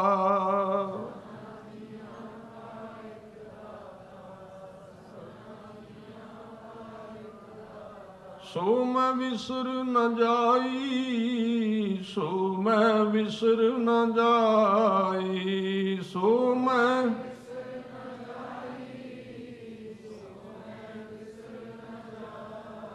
ਭਾਈ ਕਲਿਆਣੇ ਨੇ ਜਦੋਂ ਜਪਜੀ ਸਾਹਿਬ ਪੜ੍ਹਿਆ ਤੇ ਲੱਖੂ ਅੱਗੇ ਬੈਠਾ ਸੀ, ਕਹਿਣ ਲੱਗਾ ਤੂੰ ਕੌਣ ਹੈ ਤੇ ਕੀ ਪੜ੍ਹ ਰਿਹਾ ਹੈ? ਕਹਿਣ ਲੱਗਾ ਗੁਰੂ ਨਾਨਕ ਦੇਵ ਜੀ ਦੀ ਬਾਣੀ ਹੈ ਜਪਜੀ ਸਾਹਿਬ। ਕਹਿੰਦੇ ਪਤਾ ਨਹੀਂ ਅੱਜ ਮੇਰੇ ਹੱਥਾਂ ਨੂੰ ਕੀ ਹੋ ਗਿਆ, ਮੈਂ ਬੰਦੇ ਨੂੰ ਪੁੱਛਿਆ ਨਹੀਂ ਕਦੇ ਵੀ ਤੂੰ ਕੌਣ ਹੈ, ਬਸ ਜਿਹਦਾ ਅੱਗੇ ਆਉਂਦਾ ਮੈਂ ਗਲਾ ਹੀ ਕੱਟਣਾ, ਦੂਸਰੀ ਗੱਲ ਨਹੀਂ। ਪਰ ਪਤਾ ਨਹੀਂ ਤੇਰੇ ਨਾਲ ਮੈਨੂੰ ਕਿਉਂ ਸਨੇਹ ਜਾਗ ਪਿਆ। ਆਹ ਬਾਣੀ ਇੱਕ ਵਾਰੀ ਹੋਰ ਸੁਣਾ ਮੈਨੂੰ, ਇਹ ਕਿਹਦੀ ਬਾਣੀ ਹੈ? ਉਹ ਗੁਰੂ ਦੇ ਦਰਸ਼ਨ ਹੋਣਗੇ। ਕਹਿਣ ਲੱਗੇ ਚੱਲ। ਭਾਈ ਕਲਿਆਣਾ ਲੈ ਕੇ ਆਇਆ ਲੱਖੂ ਨੂੰ, ਪਿੱਛੇ ਤੁਰਿਆ ਹੁੰਦਾ ਤੇ ਸਤਿਗੁਰੂ ਪਰਿਕਰਮਾ ਵਿੱਚ ਬੈਠੇ ਗੁਰੂ ਅਰਜਨ ਦੇਵ ਪਾਤਸ਼ਾਹ, ਸੇਵਾ ਚੱਲ ਰਹੀ। ਅੱਗੇ ਅੱਗੇ ਕਲਿਆਣਾ ਤੇ ਪਿੱਛੇ ਪਿੱਛੇ ਲੱਖੂ, ਧਾੜਵੀ ਹੱਥ ਵਿੱਚ ਗੰਡਾਸੀ ਫੜੀ, ਉਸੇ ਤਰ੍ਹਾਂ ਆ ਗਿਆ ਸਿੱਧਾ। ਇੱਥੇ ਫਾਰਮੈਲਿਟੀ ਨਹੀਂ ਚੱਲਦੀ, ਇੱਥੇ ਕੁਝ ਅੰਦਰਲੀ ਚੀਜ਼ ਹੈ ਉਹ ਕੰਮ ਦਿੰਦੀ। ਜਦੋਂ ਆਇਆ ਭਾਈ ਕਲਿਆਣੇ ਨੇ ਮੱਥਾ ਟੇਕਿਆ, ਪਰ ਉਹਨੇ ਨਹੀਂ ਟੇਕਿਆ, ਸਿੱਧਾ ਹੀ ਖਲੋ ਗਿਆ ਜਾ ਕੇ। ਪਰ ਵੇਖੋ ਸਤਿਗੁਰੂ ਨੇ ਪੁੱਛਿਆ ਕਲਿਆਣਿਆ ਇਹ ਕੌਣ ਹੈ? ਤੇ ਉੱਥੇ ਉਹਨੇ ਸੰਤ ਦੀ ਪਰਿਭਾਸ਼ਾ ਕੀਤੀ ਵੀ ਸਿੱਖੀ ਵਿੱਚ ਸੰਤ ਦੇ ਕੀ ਅਰਥ ਨੇ। ਭਾਈ ਕਲਿਆਣੇ ਨੇ ਕਿਹਾ ਸੀ ਮਹਾਰਾਜ ਇਹ ਕੌਣ ਹੈ ਤੇ ਕੌਣ ਨਹੀਂ, ਇਹ ਤੁਸੀਂ ਜਾਣੋ, ਕਲਿਆਣੇ ਦਾ ਕੰਮ ਸੀ ਤੁਹਾਡੇ ਕੋਲ ਲਿਆਉਣਾ, ਮੈਂ ਲੈ ਆਂਦਾ। ਇਹ ਕੌਣ ਹੈ ਹੁਣ ਤੁਸੀਂ ਵੇਖੋ। ਪੁੱਛਿਆ ਤੇਰਾ ਨਾਂ ਕੀ? ਕਹਿੰਦੇ ਲੱਖੂ ਧਾੜਵੀ। ਹਜੂਰ ਬੜੇ ਖੁਸ਼ ਹੋਏ, ਕਹਿੰਦੇ ਕੌਣ ਧਾੜਵੀ? ਆਪਣੇ ਆਪ ਨੂੰ ਧਾੜਵੀ ਕਹਿੰਦਾ? ਕੋਈ ਚੋਰ ਕਹਿੰਦਾ ਵੀ ਮੈਂ ਚੋਰ ਹਾਂ? ਜਿਨ੍ਹਾਂ ਜਿਨ੍ਹਾਂ ਨੇ ਮੰਨਿਆ ਮੈਂ ਚੋਰ ਹਾਂ, ਉਸ ਬੰਦੇ ਨੇ ਵੀ ਮੰਨ ਲਿਆ ਸੀ ਜਿਸ ਨੂੰ ਭੂਮੀਆਂ ਚੋਰ ਕਹਿੰਦੇ ਨੇ। ਕਿਉਂ ਸੰਤ ਬਣਿਆ? ਜਦੋਂ ਕਿਸੇ ਨੇ ਪੁੱਛਿਆ ਤੂੰ ਕੌਣ ਹੈ? ਕਹਿੰਦੇ ਮੈਂ ਚੋਰ ਹਾਂ। ਮੰਨਣ ਦੀ ਦੇਰ ਹੈ ਬਸ, ਮੰਨੇ ਕੀ ਗੱਤ ਕਹੀ ਨਾ ਜਾਏ। ਆਪਾਂ ਮੰਨਦੇ ਕੋਈ ਨਹੀਂ ਵੀ ਚੋਰ ਆ, ਲੇਬਲ ਲਾਈ ਫਿਰਨੇ ਐਵੇਂ ਬਿਨਾਂ ਕੰਮ। ਬਸ ਗੁਰੂ ਕੋਲ ਦੇਰ ਨਹੀਂ ਲੱਗਦੀ, ਜਦੋਂ ਮੰਨ ਜਾਈਏ ਵੀ ਆਪਾਂ ਕੌਣ ਆ, ਸਾਰਾ ਦੱਸਦੀ ਵੀ ਮੈਂ ਇਸ ਤਰ੍ਹਾਂ ਦਾ ਹੀ ਹਾਂ। ਪਰ ਸਾਡੀ ਆਦਤ ਹੈ ਮੁਖੌਟਿਆਂ ਦੀ, ਅਸੀਂ ਮੂੰਹ ਰੱਖੇ ਹੋਏ ਨੇ। ਜਦੋਂ ਗੁਰਦੁਆਰੇ ਆਉਣਾ ਹੋਵੇ ਇੱਕ ਮੂੰਹ ਹੋਰ ਲਾ ਕੇ, ਤੁਸੀਂ ਵੇਖਿਆ ਹੋਣਾ ਨਾ ਮੁਖੌਟੇ ਬੱਚੇ ਖੇਡਦੇ ਨੇ ਮੂੰਹ ਤੇ ਲਾ ਕੇ, ਕਦੀ ਰਾਖਸ਼ ਬਣ ਜਾਂਦੇ ਨੇ, ਕਦੀ ਕੁਝ ਕਦੀ ਕੁਝ। ਆਪਾਂ ਵੀ ਮੂੰਹ ਰੱਖੇ ਨੇ ਬੜੇ, ਗੁਰਦੁਆਰੇ ਵਾਲਾ ਹੋਰ, ਕਲੱਬ ਵਾਲਾ ਹੋਰ, ਸ਼ਰਾਬ ਦੀ ਬਾਰ ਵਾਲਾ ਵੱਖਰਾ, ਕਿੰਨੇ ਮੂੰਹ ਨੇ, ਝੂਠ ਬੋਲਣ ਵਾਲਾ ਵੱਖਰਾ, ਨਿੰਦਿਆ ਵਾਲਾ ਵੱਖਰਾ। ਤੇ ਗੁਰੂ ਦੀ ਅੱਖ ਇੰਨੀ ਵੱਡੀ ਵੀ ਜਦੋਂ ਸਾਡਾ ਇਹ ਮੂੰਹ ਵਹਿੰਦਾ ਤੇ ਦੂਜੇ ਮੂੰਹ ਨਾਲ ਹੀ ਦਿਸਦੇ ਉਹਨੂੰ ਸਾਰੇ। ਉਹ ਕਹਿੰਦੇ ਵੀ ਇੱਕ ਮੂੰਹ ਕਰਕੇ ਆ ਪਹਿਲਾਂ। ਆ ਕਹਿੰਦੇ ਨਾ ਰਾਵਣ ਦੇ 10 ਸਿਰ ਸਨ, 10 ਸਿਰ, 10 ਸਿਰ ਨਹੀਂ ਸਨ ਉਹਦੇ, ਕੱਲੇ ਰਾਵਣ ਦੇ 10 ਨਹੀਂ ਸਨ, ਉਹਦੇ 10 ਸਨ। ਹੁਣ ਤੇ 100 ਸਾਰਿਆਂ ਦਾ ਮੂੰਹ ਕਈ ਬੰਦੇ ਦੇ ਕਿੰਨੀ ਤਰ੍ਹਾਂ ਦੇ। ਇੱਕ ਸਿਰ ਵਾਲਾ ਆਦਮੀ ਬਹੁਤ ਘੱਟ ਨੇ, ਇੱਕ ਅੱਖ ਵਾਲੇ ਆਦਮੀ ਬਹੁਤ ਘੱਟ ਮਿਲਦੇ ਨੇ। ਸਦਾ ਨਿਹਾਰੈ ਏਕੋ ਨੇਤਰੇ, ਸੁਖਮਣੀ ਸਾਹਿਬ। ਜਦੋਂ ਸਤਿਗੁਰੂ ਦੇ ਸਾਹਮਣੇ ਆਇਆ ਨਾ ਲੱਖੂ, ਕਹਿਣ ਲੱਗੇ ਤੇਰਾ ਨਾਂ ਕੀ ਹੈ? ਕਹਿੰਦੇ ਲੱਖੂ। ਕੀ ਕੰਮ ਕਰਨਾ? ਕਹਿੰਦੇ ਬਸ ਲੋਕਾਂ ਨੂੰ ਲੁੱਟਣਾ ਤੇ ਮਾਰਨਾ। ਗੁਰੂ ਅਰਜਨ ਦੇਵ ਜੀ ਉਹਦੇ ਵੱਲ ਧਿਆਨ ਲਾ ਕੇ ਬਹਿ ਗਏ, ਕਿਉਂਕਿ ਉਹਨੇ ਮੰਨ ਲਿਆ ਵੀ ਮੈਂ ਜੋ ਕਰਨਾ। 2 ਸਵਾਲ ਪੁੱਛੇ ਸਨ ਉਹਦੇ ਤੋਂ। ਪਹਿਲਾ ਸਵਾਲ ਸੀ ਜੋ ਗੁਰੂ ਸਾਰਿਆਂ ਤੋਂ ਪੁੱਛਦਾ। ਪਹਿਲਾ ਸਵਾਲ ਸੀ ਜ਼ਿੰਦਗੀ ਵਿੱਚ ਕੋਈ ਚੰਗਾ ਕੰਮ ਕੀਤਾ? ਮੈਂ ਬੜੇ ਲੋਕ ਵੇਖੇ ਨੇ ਜਿਨ੍ਹਾਂ ਨੂੰ ਇੱਕ ਸਵਾਲ ਕੀਤਾ ਗਿਆ ਬੈਠਿਆਂ, ਕਿਸੇ ਨੇ ਪੁੱਛਿਆ ਹੁਣ ਤੱਕ ਚੰਗੇ ਕਿੰਨੇ ਕੁ ਕੀਤੇ ਨੇ, ਬਸ ਇੱਕਦਮ ਲਿਸਟ ਖੋਲ ਦਿੰਦੇ ਚੰਗਿਆਂ ਦੀ। ਬਸ ਇੱਥੋਂ ਹੀ ਟੈਸਟ ਹੋ ਜਾਂਦਾ ਵੀ ਅਜੇ ਇਹ ਨਹੀਂ, ਇਹਦਾ ਸਮਾਂ ਨਹੀਂ ਆਇਆ। ਜਦੋਂ ਪੁੱਛਿਆ ਨਾ ਵੀ ਤੂੰ ਚੰਗਾ ਕੰਮ ਕੀਤਾ ਕੋਈ, ਤੇ ਲੱਖੂ ਨੇ ਵੀ ਕੋਈ ਨਾ ਕੋਈ ਤਾਂ ਚੰਗਾ ਕੀਤਾ ਹੀ ਹੋਵੇਗਾ ਜ਼ਿੰਦਗੀ ਵਿੱਚ। ਘੱਟੋ ਘੱਟ ਜਦੋਂ ਜਨਮ ਲਿਆ ਉਦੋਂ ਤੇ ਕੋਈ ਪੰਡਤ ਨੇ ਰਾਮ ਰਾਮ ਕੀਤਾ ਹੀ ਹੋਣਾ ਆ ਕੇ। ਉਹ ਹੀ ਕਹਿ ਦਿੰਦਾ ਵੀ ਮੇਰੀ ਮਾਂ ਨਾਮ ਜਪਦੀ। ਹੁਣ ਤਾਂ ਇਹ ਵੀ ਬੜਾ ਚੱਲਦਾ ਜੇ, ਆਪ ਭਾਵੇਂ ਬੰਦਾ ਸ਼ਰਾਬ ਪੀਂਦਾ ਹੋਵੇ, ਕਹਿੰਦੇ ਸਾਡਾ ਦਾਦਾ ਜਥੇਦਾਰ ਸੀ ਜੀ, ਉਹਦੀ ਜਥੇਦਾਰੀ ਇੱਥੇ ਬੋਤਲ ਵਿੱਚ ਵਾੜ ਦਿੱਤੀ, ਲਿਆ ਸਾਨੂੰ ਮਾਫ ਹੈ, ਕਹਿੰਦੇ ਜੋ ਮਰਜ਼ੀ ਕਰੋ। ਇਹ ਜੀ ਖਾਨਦਾਨੀ ਸਿੱਖ ਹੈ ਪੁਰਾਣਾ, ਕਈਆਂ ਪੀੜ੍ਹੀਆਂ ਤੋਂ ਪੁਰਾਣੇ ਸਿੱਖ ਨੇ, ਪੰਥਕ ਨੇ। ਤੇ ਸਾਡੇ ਵਰਗੇ ਲੱਭ ਜਾਂਦੇ ਨੇ ਇਹ ਸਾਰੀਆਂ ਕਥਾਵਾਂ ਕਰਨ ਵਾਸਤੇ ਵੀ ਫਲਾਣਾ ਬੰਦਾ, ਇਹਦਾ ਪਿਓ ਇਹ ਸੀ, ਦਾਦਾ ਇਹ ਸੀ, ਕੀ ਹੋਇਆ ਇਹ ਰਿਸ਼ਵਤਖੋਰ ਹੈ, ਕੀ ਹੋਇਆ ਇਹਨੇ ਪੰਥ ਦੀ ਪਿੱਠ ਵਿੱਚ ਛੁਰਾ ਮਾਰਿਆ। ਪਿਛਲੇ ਤੇ ਸਾਰੇ ਦੇਸ਼ ਭਗਤ ਹੀ ਸਨ ਉਹਨਾਂ ਵਿੱਚੋਂ। ਇਹ ਬੰਦੇ ਦੀ ਹਉਮੈ ਦੀ ਨਿਸ਼ਾਨੀ, ਆਪਣੇ ਆਪ ਨੂੰ ਸਿੱਧ ਕਰਦਾ ਵੀ ਮੈਂ ਬਹੁਤ ਵੱਡਾ। ਜਦੋਂ ਸੱਚੇ ਪਾਤਸ਼ਾਹ ਜੀ ਨੇ ਪੁੱਛਿਆ ਵੀ ਤੂੰ ਚੰਗਾ ਕੰਮ ਕੀਤਾ ਤੇ ਉਹਨੇ ਸੱਚ ਕਹਿ ਦਿੱਤਾ। ਇਹਨੂੰ ਕਹਿੰਦੇ ਇਹਦੀ ਨੀਅਤ ਸਾਫ਼, ਇਸ ਲੱਖੂ ਦੀ, ਭਾਵੇਂ ਪਾਪ ਇਹਦੇ ਅੰਦਰ ਹੈਣ। ਨੀਅਤ ਕੀ ਹੈ? ਕਹਿਣ ਲੱਗਾ ਮਹਾਰਾਜ ਮੈਂ ਅੱਜ ਤੱਕ ਕੋਈ ਚੰਗਾ ਕੰਮ ਨਹੀਂ ਕੀਤਾ। ਗੁਰੂ ਅਰਜਨ ਦੇਵ ਪਾਤਸ਼ਾਹ ਜੀ 50% ਸੈਟੀਸਫਾਈ ਹੋ ਗਏ, ਬਖਸ਼ਿਸ਼ ਕਰਨ ਵਾਸਤੇ ਤਿਆਰ ਹੋ ਗਏ। ਕਿਉਂਕਿ ਗੁਰੂ ਨੂੰ ਇਸ ਤਰ੍ਹਾਂ ਦੇ ਲੋਕ ਬੜੇ ਘੱਟ ਮਿਲਦੇ ਨੇ ਜਿਹੜੇ ਆਪਣੇ ਆਪ ਬਾਰੇ ਮੰਨ ਜਾਣ ਮੈਂ ਕੌਣ। ਭਗਤੀ ਦਾ ਕੋਈ ਅਰਥ ਨਹੀਂ ਇੱਥੇ। ਜਪ ਤਪ ਸਾਰੇ ਤਾਂ ਹੀ ਕਰਨੇ ਨੇ, ਅਸੀਂ ਤੇ ਹੋਰ ਰਾਹ ਤੇ ਚਲੇ ਗਏ ਵੀ ਇੰਨੇ ਪਾਠ ਕਰਕੇ ਤਾਂ ਗੁਰੂ ਖੁਸ਼ ਹੋਏਗਾ। ਪਾਠ ਕਰੋ ਜ਼ਰੂਰ, ਪਰ ਪਾਠ ਦਾ ਪ੍ਰਯੋਜਨ ਇਹ ਹੈ ਵੀ ਆਪਾਂ ਮੰਨ ਜਾਈਏ ਵੀ ਮੈਂ ਯੋਗ ਨਹੀਂ ਤੇਰੇ ਅੱਗੇ, ਮੇਰੇ ਵਿੱਚ ਮੈਂ ਨਿਰਗੁਣ ਹਾਰੇ ਕੋ ਗੁਣ ਨਾਹੀ। ਉਹ ਤਾਂ ਕਰਨੇ ਨੇ, ਕਰਨੇ ਚਾਹੀਦੇ। ਗੁਰੂ ਅਰਜਨ ਦੇਵ ਪਾਤਸ਼ਾਹ ਨੇ ਦੂਜਾ ਸਵਾਲ ਪੁੱਛਿਆ, ਕਹਿਣ ਲੱਗੇ ਦੱਸ ਤੂੰ ਜ਼ਿੰਦਗੀ ਵਿੱਚ ਕੋਈ ਮਾੜਾ ਕੰਮ ਕੀਤਾ? ਤੇ ਦੂਸਰਾ ਜਵਾਬ ਸੀ ਮਹਾਰਾਜ ਮੇਰੇ ਖਿਆਲ ਦੇ ਵਿੱਚ ਇਸ ਤਰ੍ਹਾਂ ਦਾ ਕੋਈ ਗਲਤ ਕੰਮ ਨਹੀਂ ਜਿਹੜਾ ਮੈਂ ਆਪਣੇ ਜੀਵਨ ਵਿੱਚ ਨਾ ਕੀਤਾ ਹੋਵੇ। ਜਦੋਂ ਪ੍ਰਵਾਨ ਕੀਤਾ, ਭਾਵੇਂ ਉਹਦੇ ਕੋਲ ਸ਼ਬਦ ਨਹੀਂ ਸਨ ਪਰ ਸਾਡੇ ਕੋਲ ਸ਼ਬਦ ਨੇ। ਉਹਦੇ ਅੰਦਰ ਇੱਕ ਤਾਰ ਗੂੰਜ ਰਹੀ ਸੀ, ਉਹਨੂੰ ਪੜ੍ਹੀਏ, ਸਤਿਗੁਰਾਂ ਦੇ ਚਰਨਾਂ ਵਿੱਚ ਪ੍ਰਵਾਨ ਹੋ ਜਾਈਏ।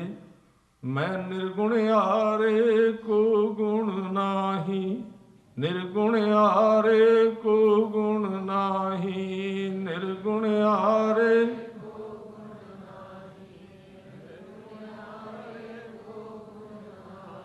ਨਿਰਗੁਣ ਹਾਰੇ ਕੋ ਗੁਣ ਨਾਹੀ, ਨਿਰਗੁਣ ਹਾਰੇ ਕੋ ਗੁਣ ਨਾਹੀ।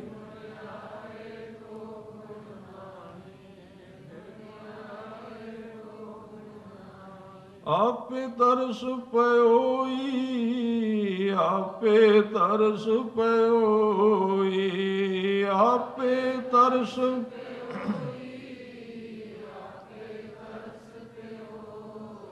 ਤਰਸ ਪਿਆ ਮੇਰਾ ਮਤ ਹੋਈ, ਤਰਸ ਪਿਆ ਮੇਰਾ ਮਤ ਹੋਈ।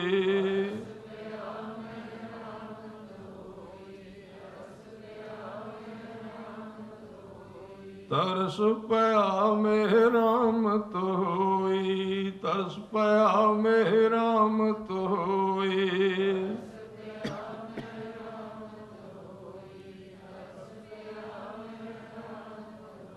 ਨਿਰਗੁਣ ਹਾਰੇ ਕੋ ਗੁਣ ਨਾਹੀ, ਨਿਰਗੁਣ ਹਾਰੇ ਕੋ ਗੁਣ ਨਾਹੀ।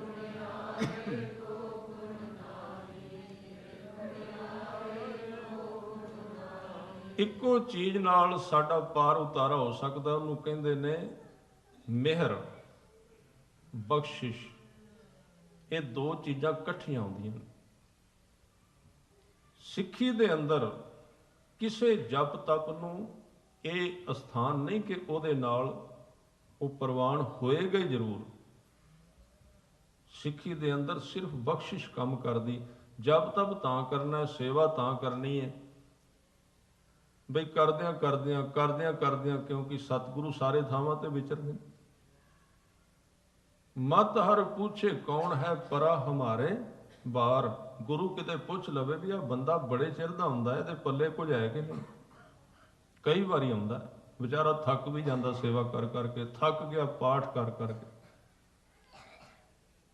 ਕਿੰਨੇ ਸਾਲਾਂ ਤੋਂ ਆਉਂਦਾ ਹੈ, ਅੱਜ ਥੱਕ ਕੇ ਕੰਧ ਨਾਲ ਡਿੱਗਾ ਪਿਆ, ਗੁਰੂ ਨੂੰ ਤਰਸ ਆ ਗਿਆ। ਗੁਰੂ ਅਮਰਦਾਸ ਜੀ ਜਿੱਦਣ ਡਿੱਗੇ ਸਨ, ਪਾਣੀ ਲੈ ਕੇ ਆ ਰਹੇ ਸਨ, ਤੇ ਗੁਰੂ ਅੰਗਦ ਦੇਵ ਜੀ ਨੇ ਤਖਤ ਤੇ ਬਿਠਾ ਦਿੱਤਾ ਲਿਆ ਕੇ, ਬੜੇ ਸੋਹਣੇ ਕੱਪੜੇ ਪਵਾ ਕੇ, ਆਪ ਚੌਰ ਕੀਤਾ ਗੁਰੂ ਅਮਰਦਾਸ ਜੀ ਨੇ। 12 ਸਾਲ ਹੋ ਗਏ ਸੀ ਸੇਵਾ ਕਰਦਿਆਂ ਨੂੰ, ਤੇ ਗੁਰੂ ਅਮਰਦਾਸ ਜੀ ਨੂੰ ਤਖਤ ਤੇ ਬਿਠਾਇਆ, ਸਫੈਦ ਵਸਤਰ ਚੌਰ ਝੁਲਾਇਆ, ਤੇ ਬਾਅਦ ਵਿੱਚ ਗੁਰੂ ਅਮਰਦਾਸ ਜੀ ਪੁੱਛਦੇ ਨੇ, ਸਤਿਗੁਰੂ ਮੈਂ 12 ਸਾਲਾਂ ਤੋਂ ਪਾਣੀ ਢੋਣਾ, ਅੱਜ ਕੋਈ ਵੱਖਰਾ ਪਾਣੀ ਲੈ ਆਇਆ?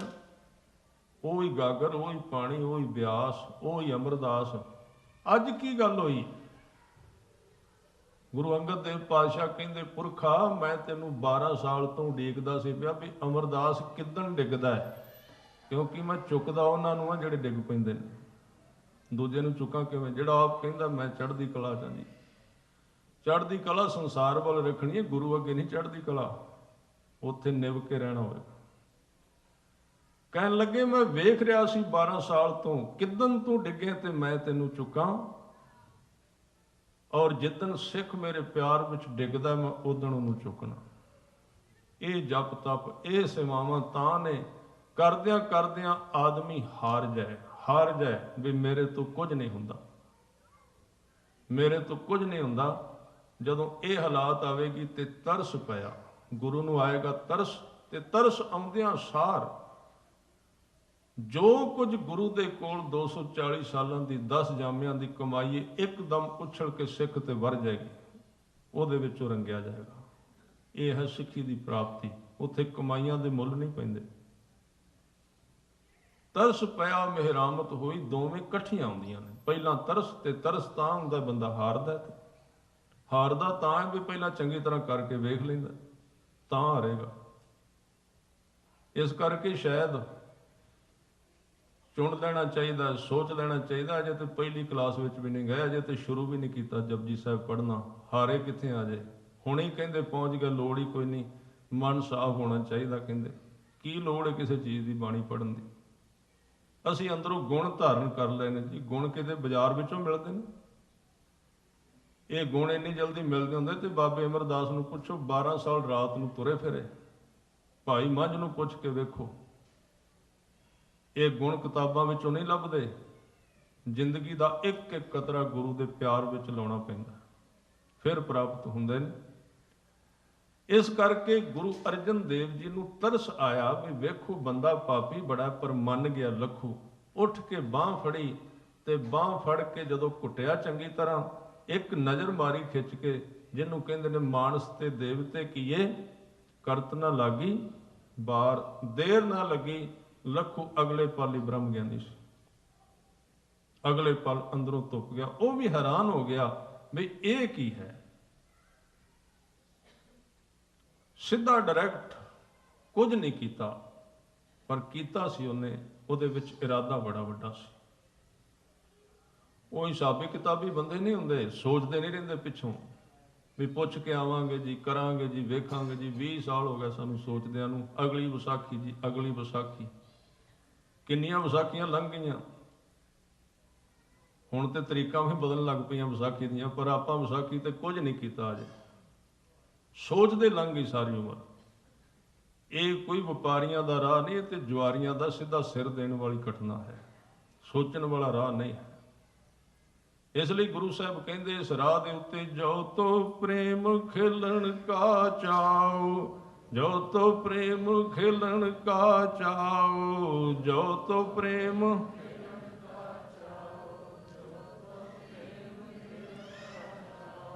ਜੋ ਤੋ ਪ੍ਰੇਮ ਖੇਲਣ ਕਾ ਚਾਓ, ਜੋ ਤੋ ਪ੍ਰੇਮ ਖੇਲਣ ਕਾ ਚਾਓ।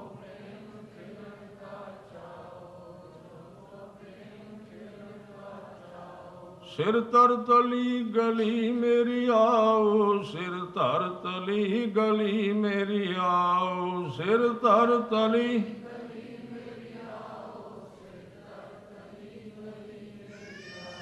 ਜੋ ਤੋ ਪ੍ਰੇਮ ਖੇਲਣ ਕਾ ਚਾਓ, ਜੋ ਤੋ ਪ੍ਰੇਮ ਖੇਲਣ ਕਾ ਚਾਓ।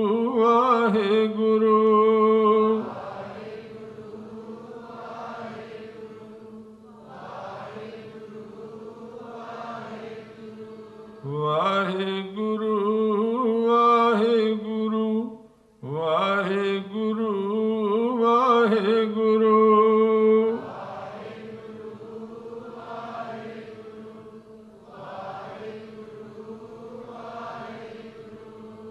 ਵਾਹਿਗੁਰੂ ਵਾਹਿਗੁਰੂ ਵਾਹਿਗੁਰੂ ਵਾਹਿਗੁਰੂ ਵਾਹਿਗੁਰੂ ਵਾਹਿਗੁਰੂ ਵਾਹਿਗੁਰੂ ਵਾਹਿਗੁਰੂ ਵਾਹਿਗੁਰੂ ਵਾਹਿਗੁਰੂ ਵਾਹਿਗੁਰੂ ਵਾਹਿਗੁਰੂ ਵਾਹਿਗੁਰੂ